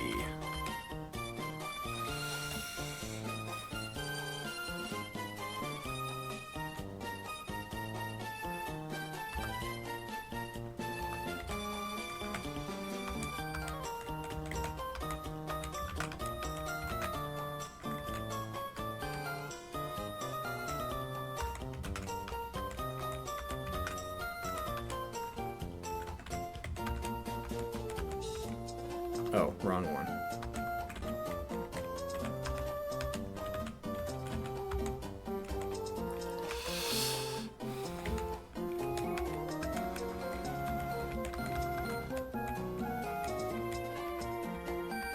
And do we have room for it in Alexander's moveset? No, we don't. I do have a reason for running Alex with 3 water-type moves. So, we're leading Alex for the main fight, because that will give us a chance to set up Light Screen turn 1 regardless of what our opponent does. Depending on what our opponent does, we will either go for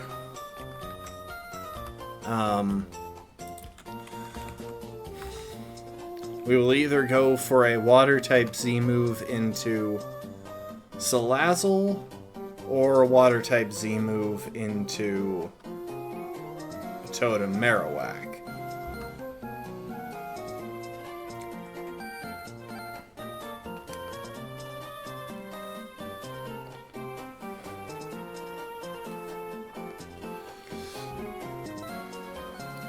Honestly, odds are we will go for the Salazzle, just because it's a bit more problematic to us. Whereas we can kind of play around the Marowak. Yeah, I don't know if there's too much more I need to say. I honestly think that it's better if we just start the match. Well, start the trial. Which reminds me... Thank you, Rustboro City. But now...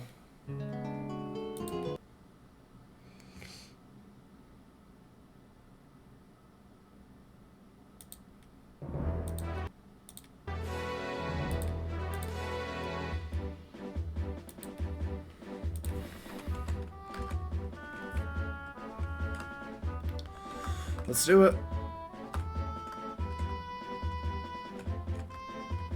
Oh, let's check held items first. Oh, you know what? Definitely going to swap out. I actually want citrus berries on a few more.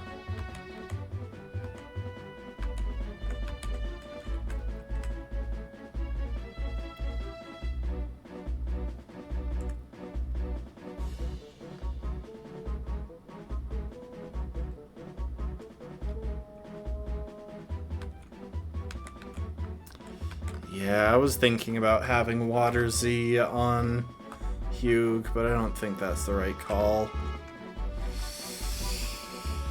This is Kiawe.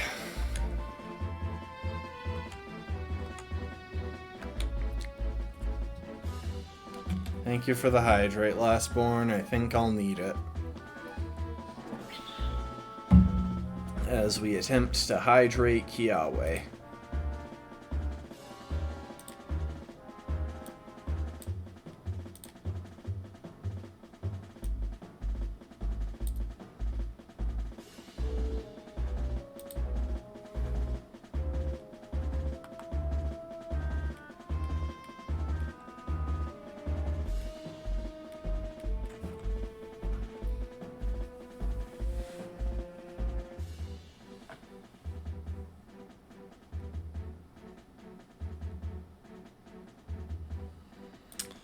Okay, Trials of Observation, 2 dances.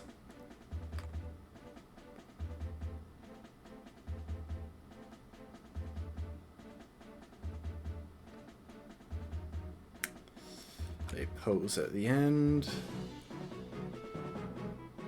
It's the middle Marowak that's different.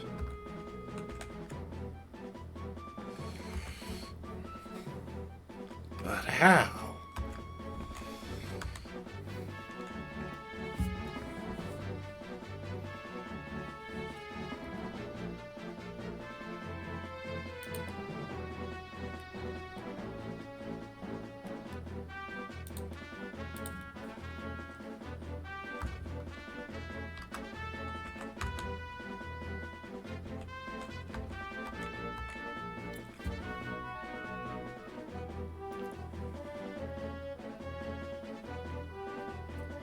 Okay, it went for Growl. That is probably ideal because it could have gone for Bone Club. So now we just one shot with Hydro Vortex.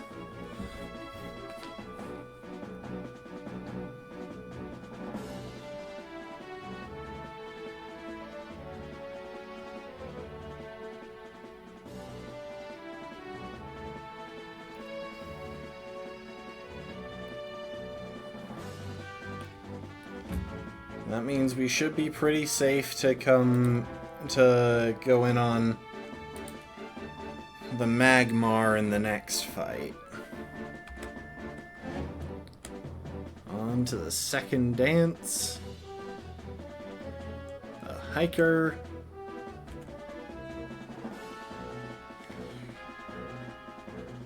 The Hiker is once again different.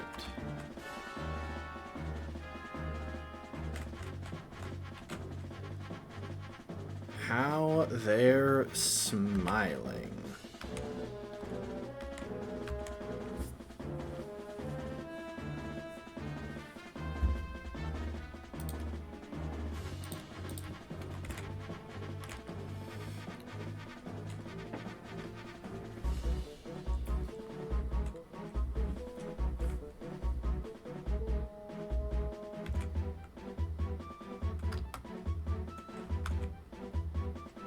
Now see, best odds are it goes for Clear Smog here because that's the most effective into my Pokemon, but it can be hard to be sure.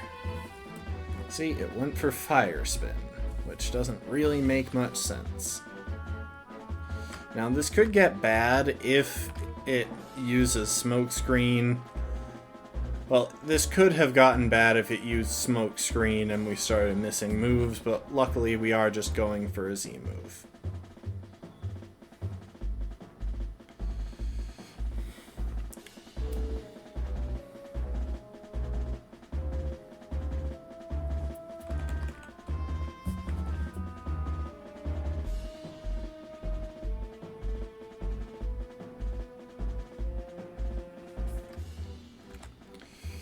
Okay, we took a little bit of damage there. But we made it through, didn't even overlevel our Pokemon, thankfully, because I was a little bit concerned about that, but... Dance 1.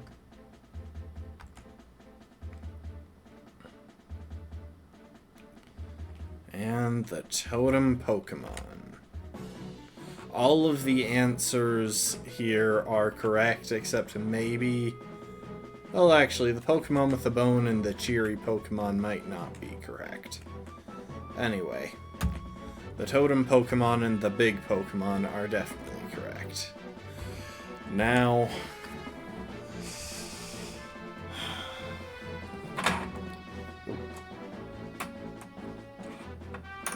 Don't mind me just bumping stuff on my desk.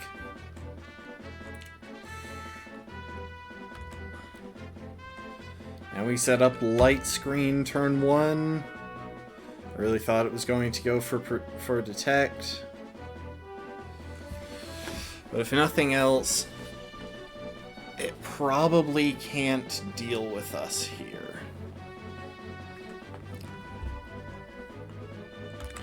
And now, Waturium Z, Aqua Tail, into Salazzle because the other one is easier to pivot around. I called it right.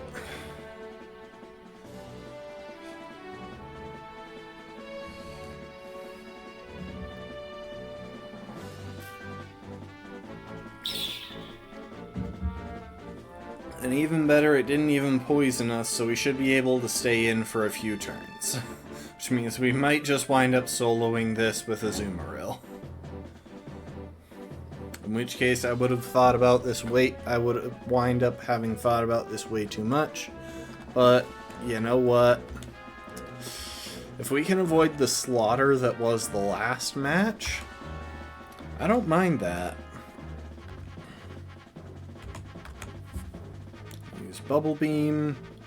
Yeah, okay, so its moves are just not reliable. I mean, maybe it went for Brick Break because I had a screen up.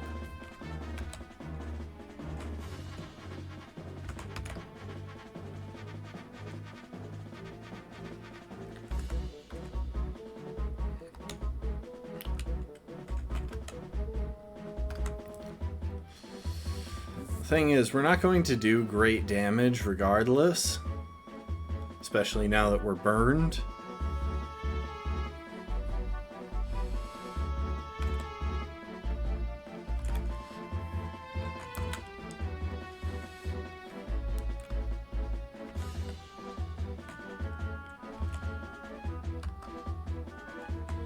Going into Electo.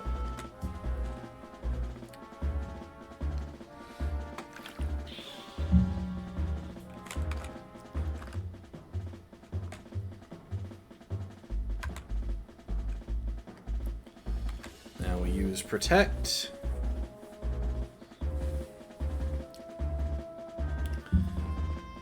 Soaked up the Hex. Switch into Hugh. We should be able to pretty easily absorb the Hex. Or it just goes for Detect.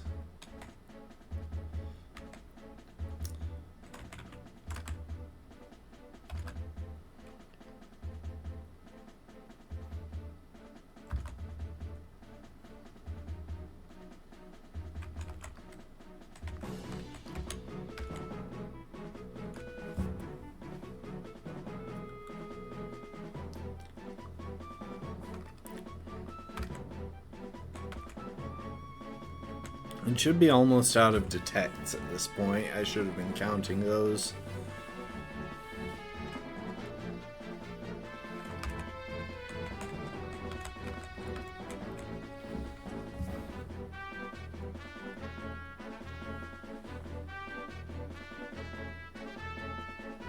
That's 3.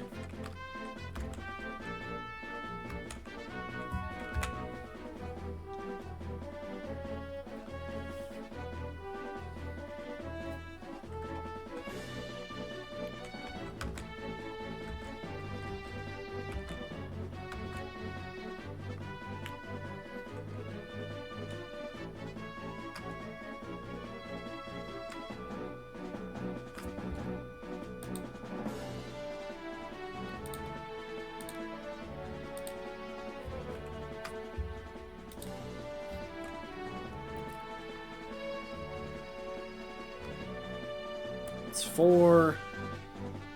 I think it must be out of detect because otherwise I'm sure it would be going for it.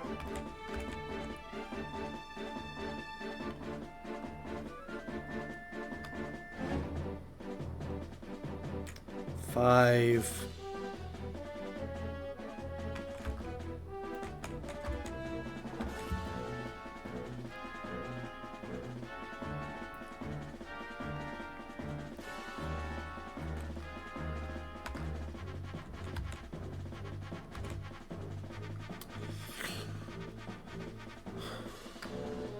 Six.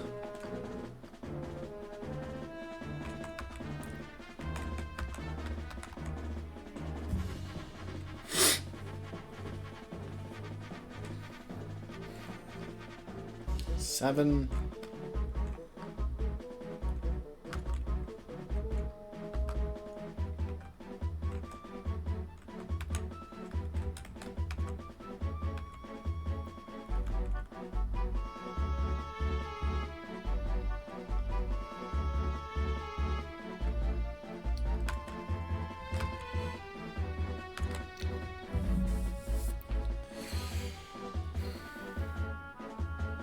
Eight.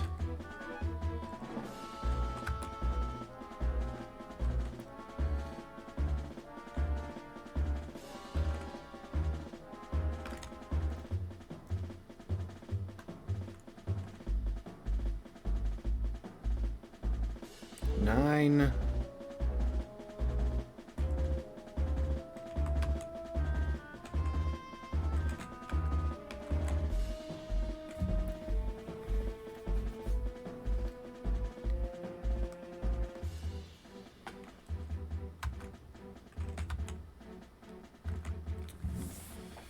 And that makes 10. It can now no longer hit Electo with any of its moves.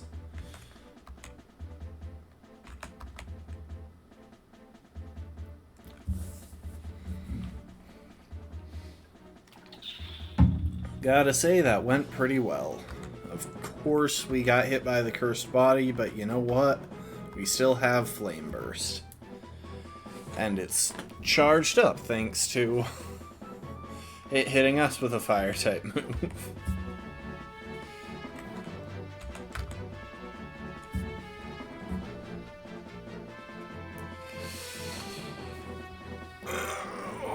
Well, now we know who the superior fire ghost type is. Though I gotta be honest, I've always wanted to use an Alolan Marowak. I think it's a really cool Pokemon. But I also absolutely love Litwick. I mean, just look at him. He's just a little guy. A little dude.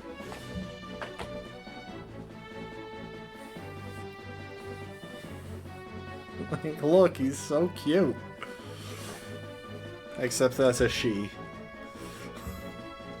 Electo is a she. Okay, we cleared the fire-type trial. We avoided the absolute slaughter that it could have been. She just chilling.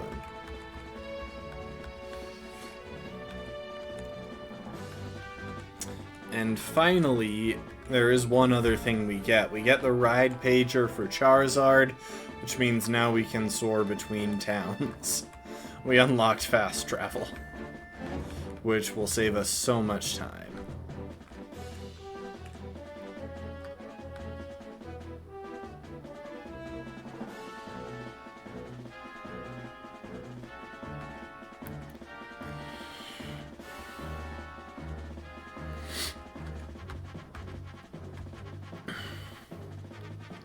Quick balls, and we now get access to Charizard.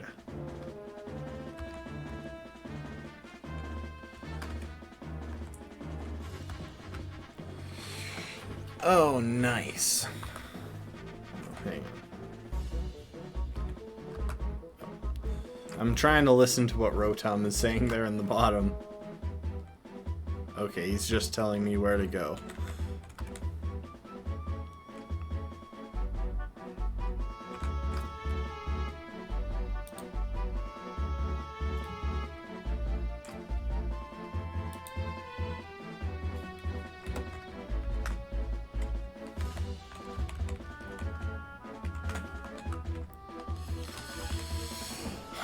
Alright, and I believe once we pass the next trial gate, we will have access to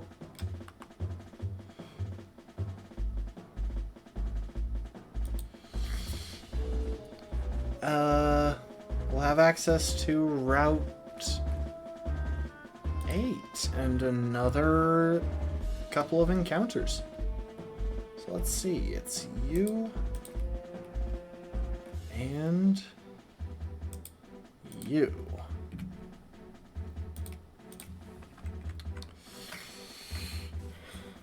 For the first encounter, I think we will want, let's see, you're level 20? Yeah. What's your special move?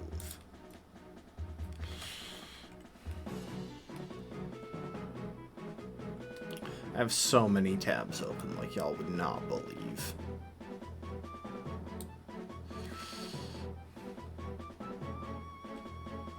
Fury Impulse. Okay, that's nothing to worry about. That means Bite, Spark, and Charge are the other moves. Oh, but it is pretty organized because, you see, I need to know what the upcoming Pokemon are carrying.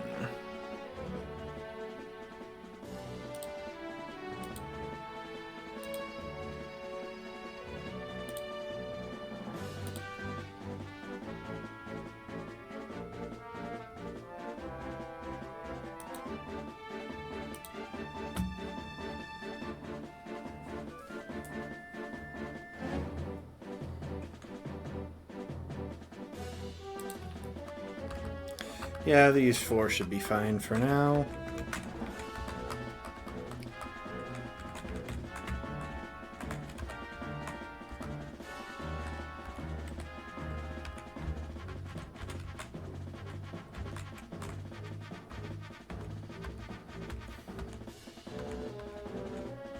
So we just got access to Poképelago as well.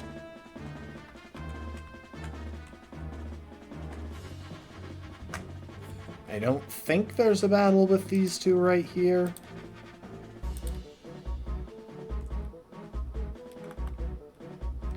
Dividing Peak, no. There are a couple of...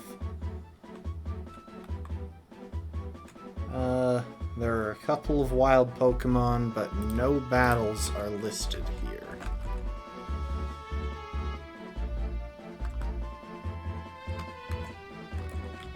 Oh, also, where's my rare candy?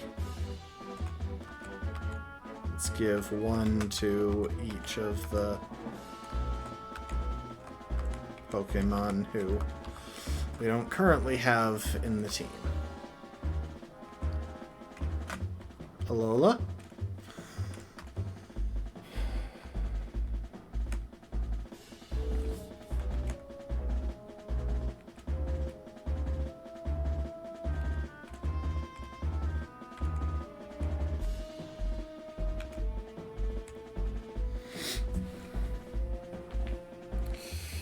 Yeah, so these guys have started making reference to their world, and we're starting to learn that they are in fact aliens. I believe that is the twist that's coming up.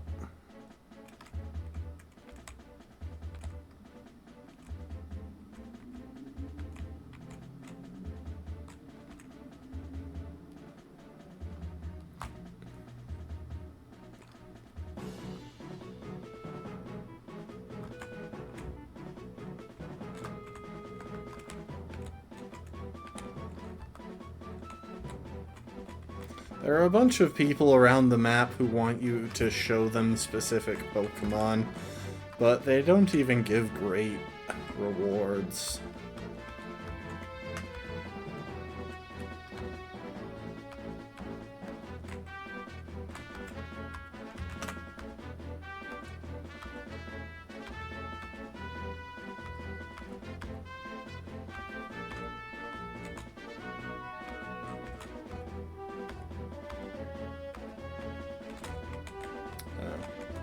I need a big Malasada to progress that quest. Oh, yeah, this generation has a lot of fan service, including callbacks to most previous games.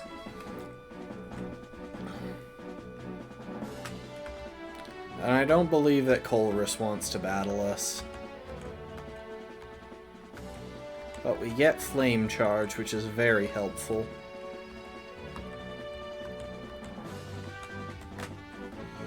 Okay. We are going to start by getting our first encounter in this area. And then we'll do all of our island scanning, as we usually do.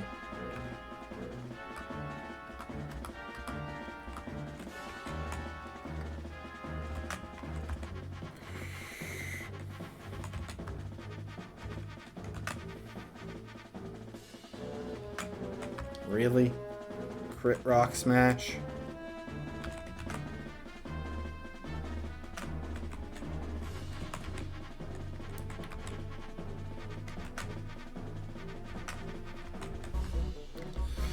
There we go.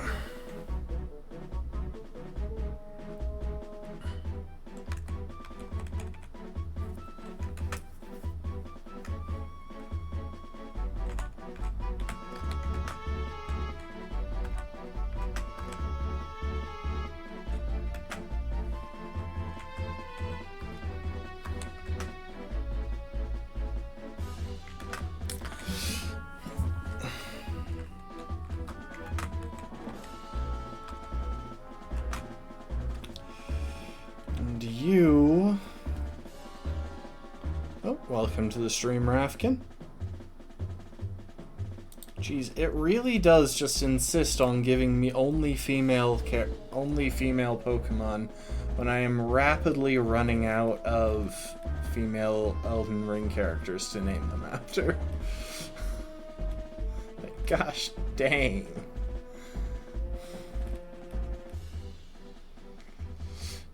You know what, though? This might actually be a decent one for a character that I've been holding off... for a name that I've been holding off on using for a good bit now. Yeah, you know what? You get to be Nefeli.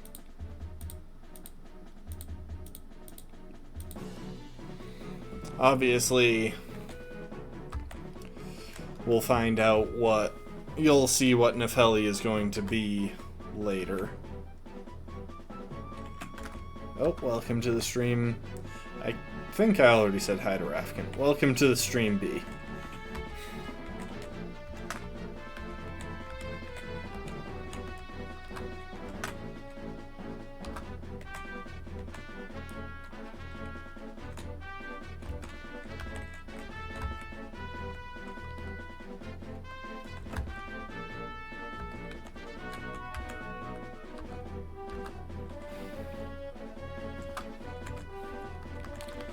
Alright, time to save so that we can manipulate time and continue island scanning. So, this needs to be a Tuesday.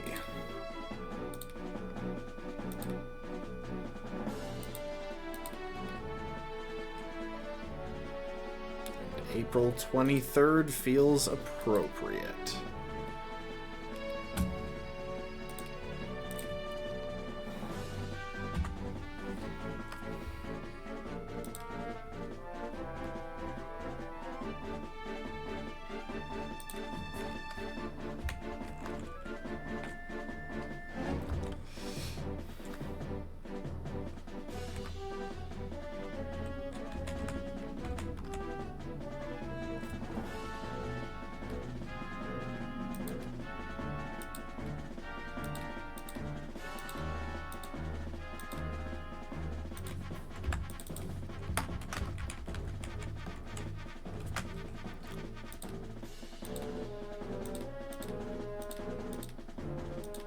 I suppose I could turn off the intense music now that we're, you know, no longer in the middle of a trial.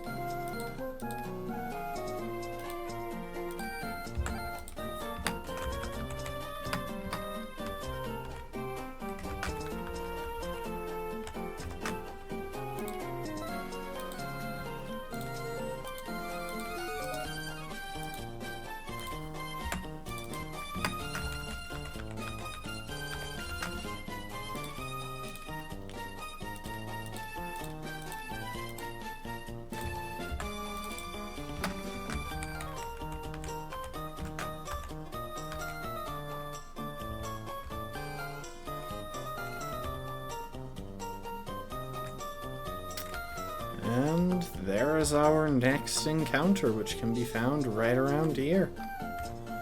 I believe we have the correct Pokemon in our lead slot, so yep, let's go for it.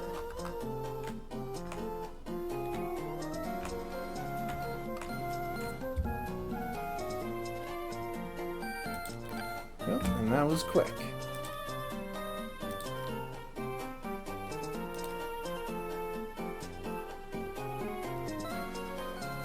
Sorry, just messing with some stuff on the other screen. And now, to use the Pokeballs that we finally have. I couldn't use the last fight because I was worried about Bayleaf getting plucked to death. Quick Balls! These have a significantly boosted catch rate on the first turn that you're in a battle, making them arguably the second best Pokeballs in existence. Alright, well, that didn't work, but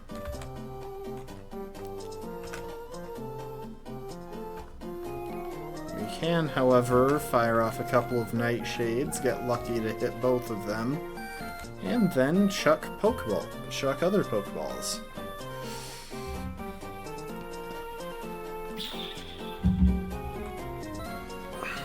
Unfortunately, as ever, we are dealing with the incredibly low catch rates of starter Pokemon, meaning our odds are actually pretty bad.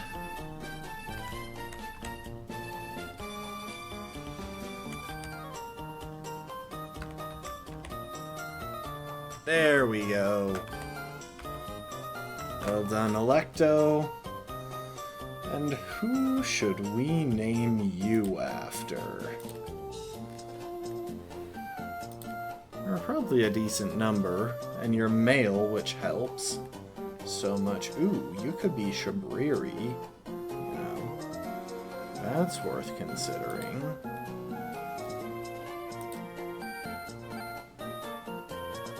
I mean, we do have a few other fire-type encounters, but I think this might be the best one for Shabriri.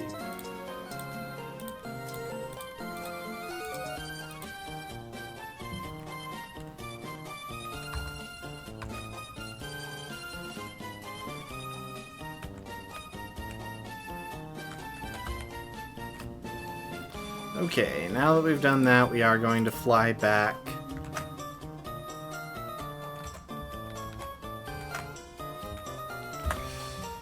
And we're gonna chill here for a moment while I edit the other Pokemon that we got.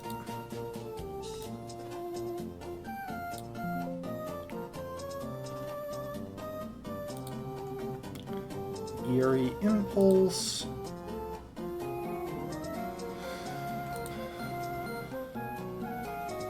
Oh, which slot? There you are.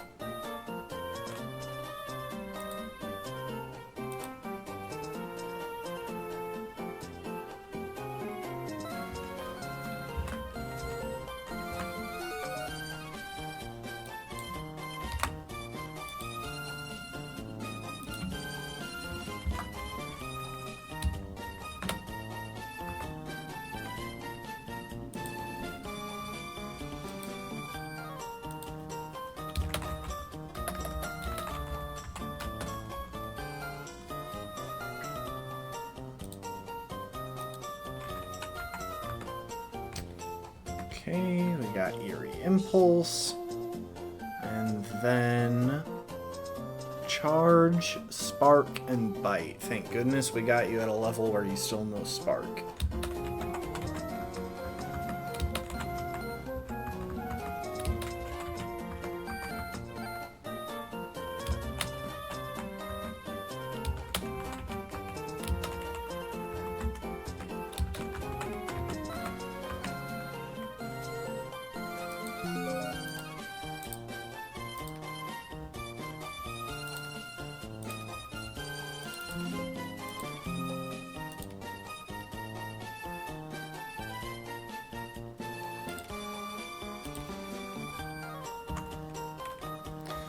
And we just reload the game to see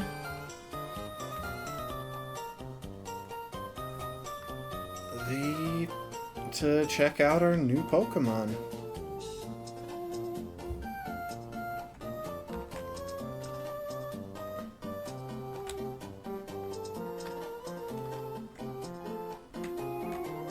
So here we have Shabriri the Combuskin. Ooh, minus attack ain't great. That's a bit annoying.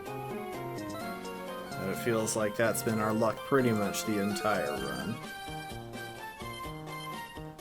Still, having access to a fighting type is very useful, especially since we can't turn Cellen into a Gallade even if we wanted to.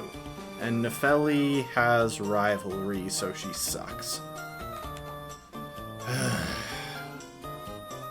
Honestly, our luck with these Pokemon, in most cases, has been pretty garbage.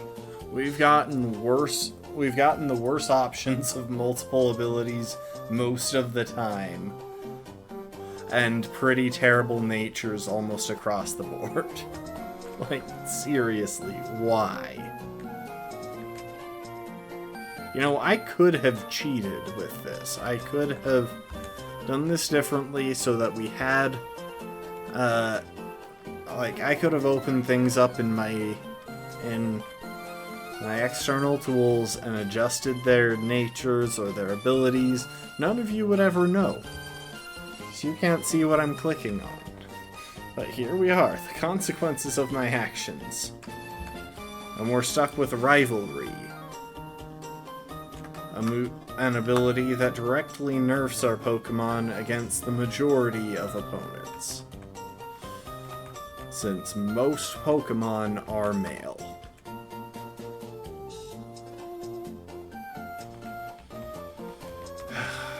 And the alternative was Intimidate. Do you realize this? We could have had an Intimidate pivot. Now we have to wait until much further into the run before we finally pick up an Intimidate pivot. Fine, anyway.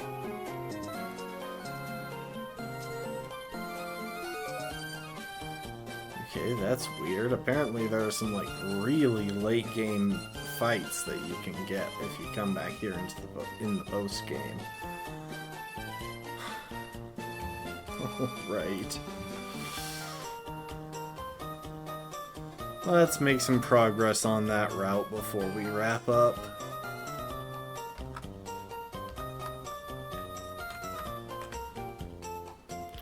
Ooh, actually, on second thought,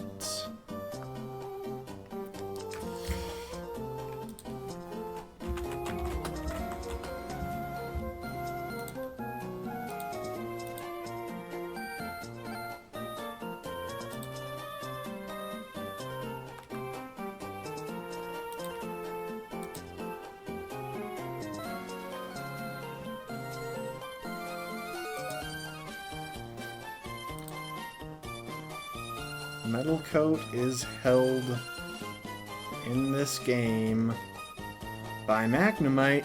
Okay, hang on, we're going somewhere.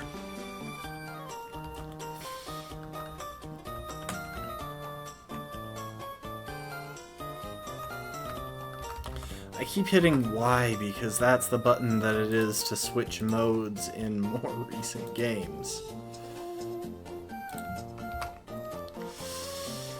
So yeah, you know what? Our last thing today is that I want to get a hold of a Metal Coat so that we can evolve our Onix. I don't think there are any particularly pressing moves that I want to hold out for.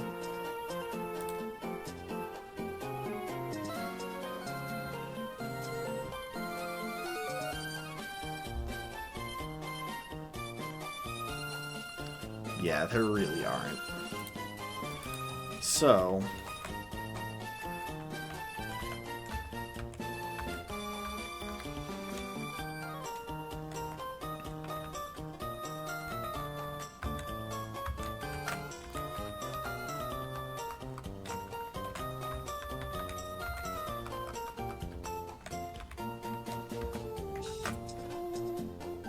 let's see, which way do we go for Melemele? Not that way. There we are.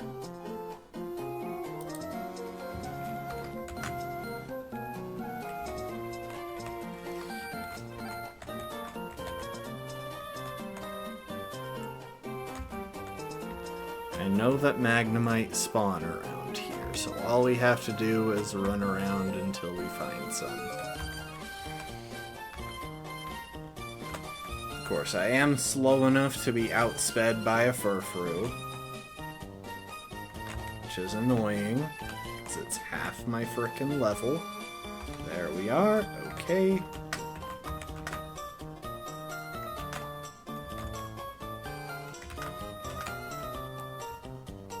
Hang on.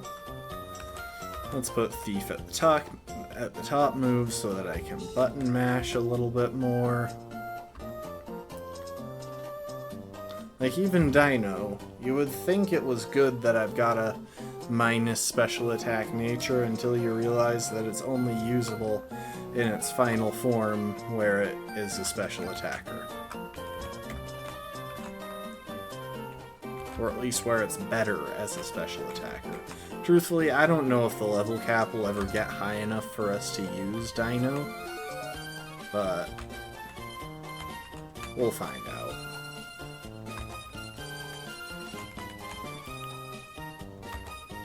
Unfortunately, Magnemite is not an especially common encounter here.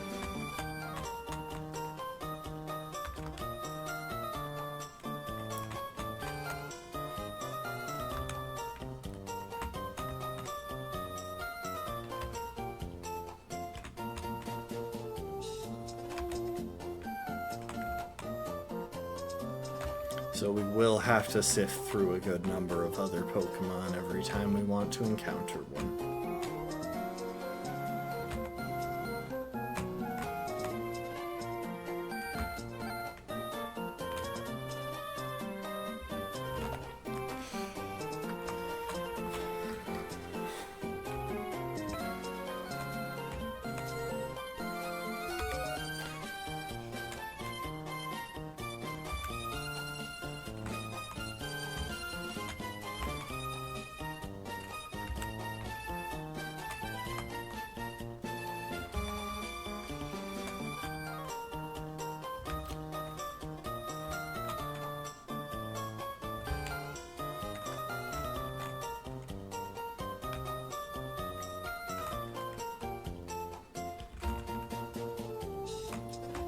Also, it's only a 5% chance for Magnemite to actually be carrying Metal Coat.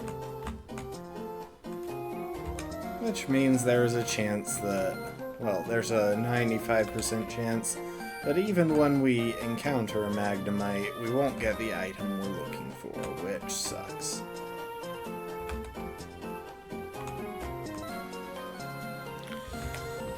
Come on. Hang on. I just want to check.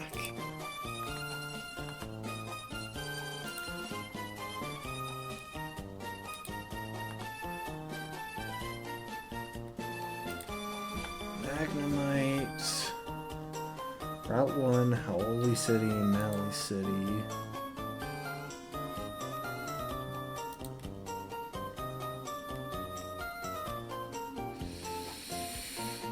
Oh, Trainer's School is a better area to be.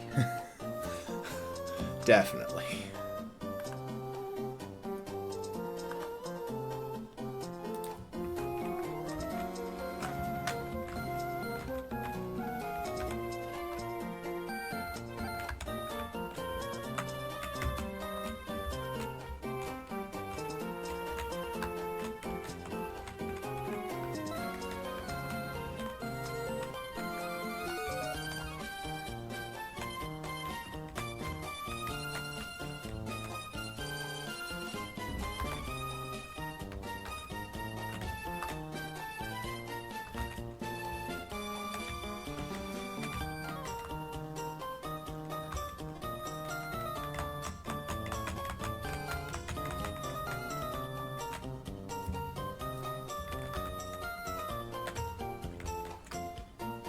How is it that it's supposedly a 50% encounter rate here?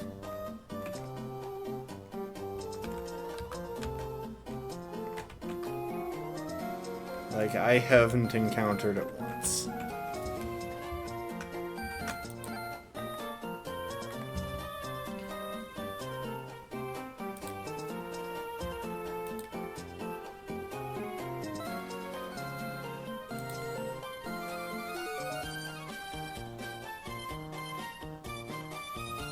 It's a 10% encounter rate here. Why did you lie to me? It's a 50% encounter rate in Sun and Moon.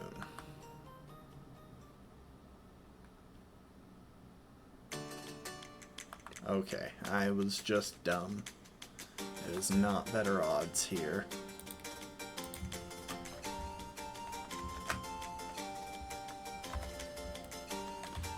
Still dealing with a 10% chance of encountering it and a 5% chance of it having the item that we want.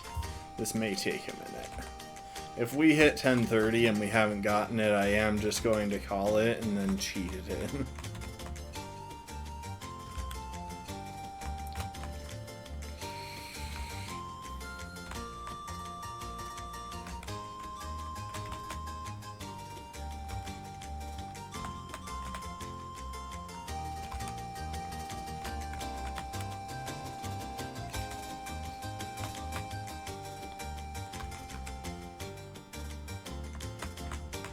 Okay, well that one didn't have it.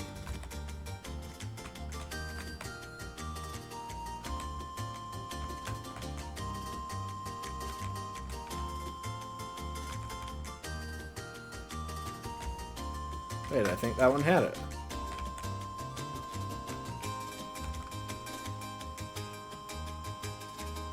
Nope. Oh, it just survived due to sturdy. That's what that pop-up was for.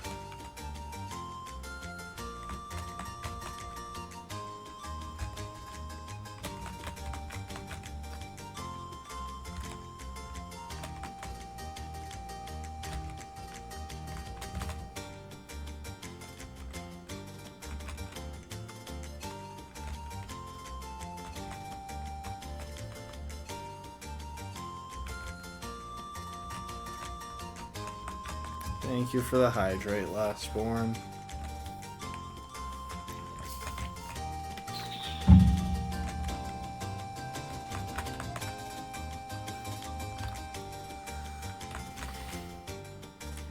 Give me a metal coat.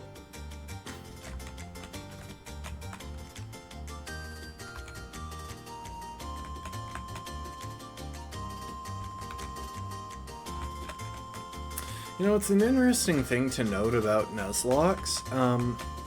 Part of the challenge in having an expansive move pool is that you have a much higher chance of running into the Pokemon that you don't want to encounter.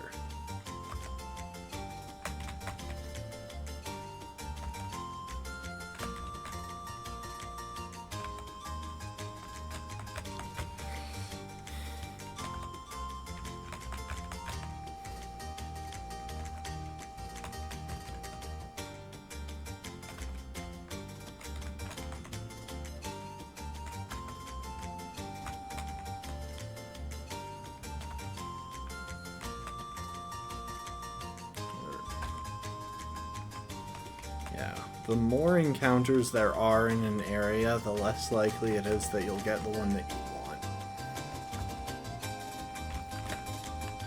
I mean, that's part of why in so many games you try and find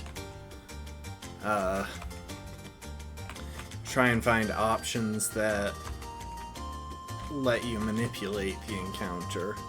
Like repel duping was a pretty popular one until Game Freak significantly reduced how much level variability there was within an area. It's still an option in some areas, but it's not nearly as broadly applicable.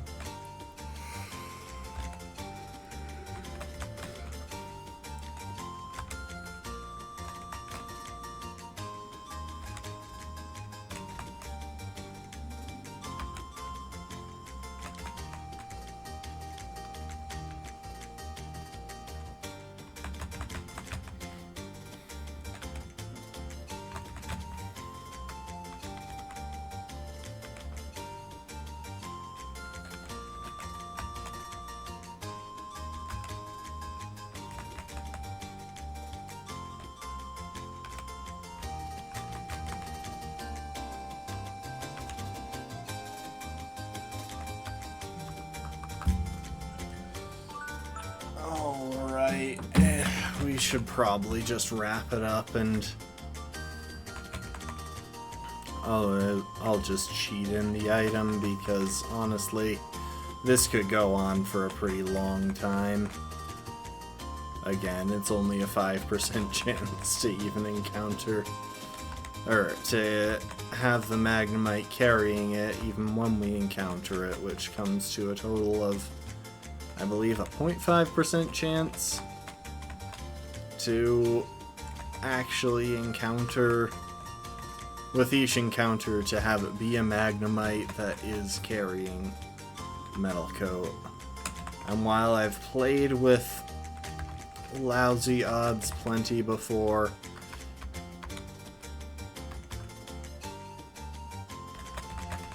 frankly, when there's a better option, I might as well go for it. And yet I'm still here because, well, I like rolling the dice. So yeah, that is going to be all for today. We will be back tomorrow. We'll pick it up, try and clear the grass trial.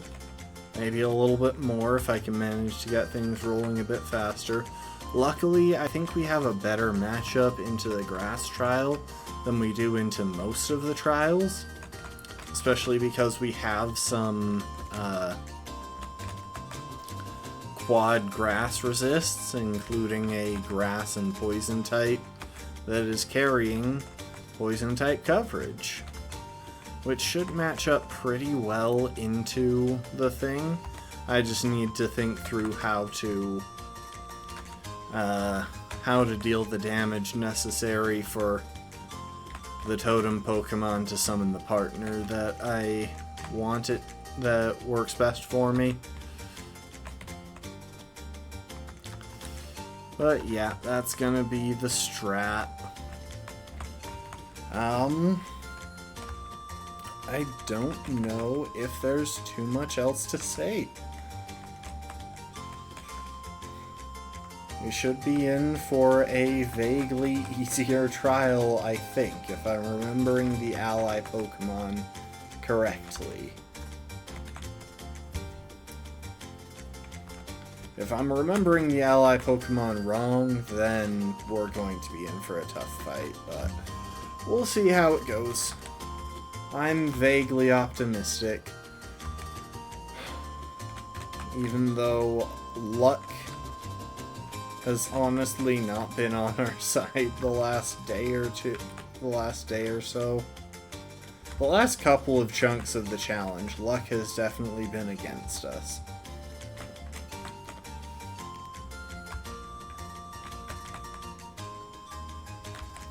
But despite that, we did manage to make it through Kiawe's trial deathless.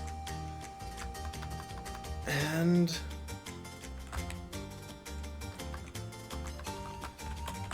I think we can do the same with the grass trial.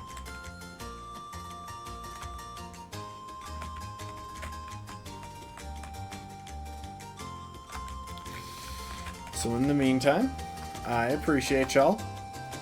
Hope you enjoyed. And I hope to see you next time. Later, folks. Bye, bye, bye, bye, bye, bye, bye, bye, bye, bye.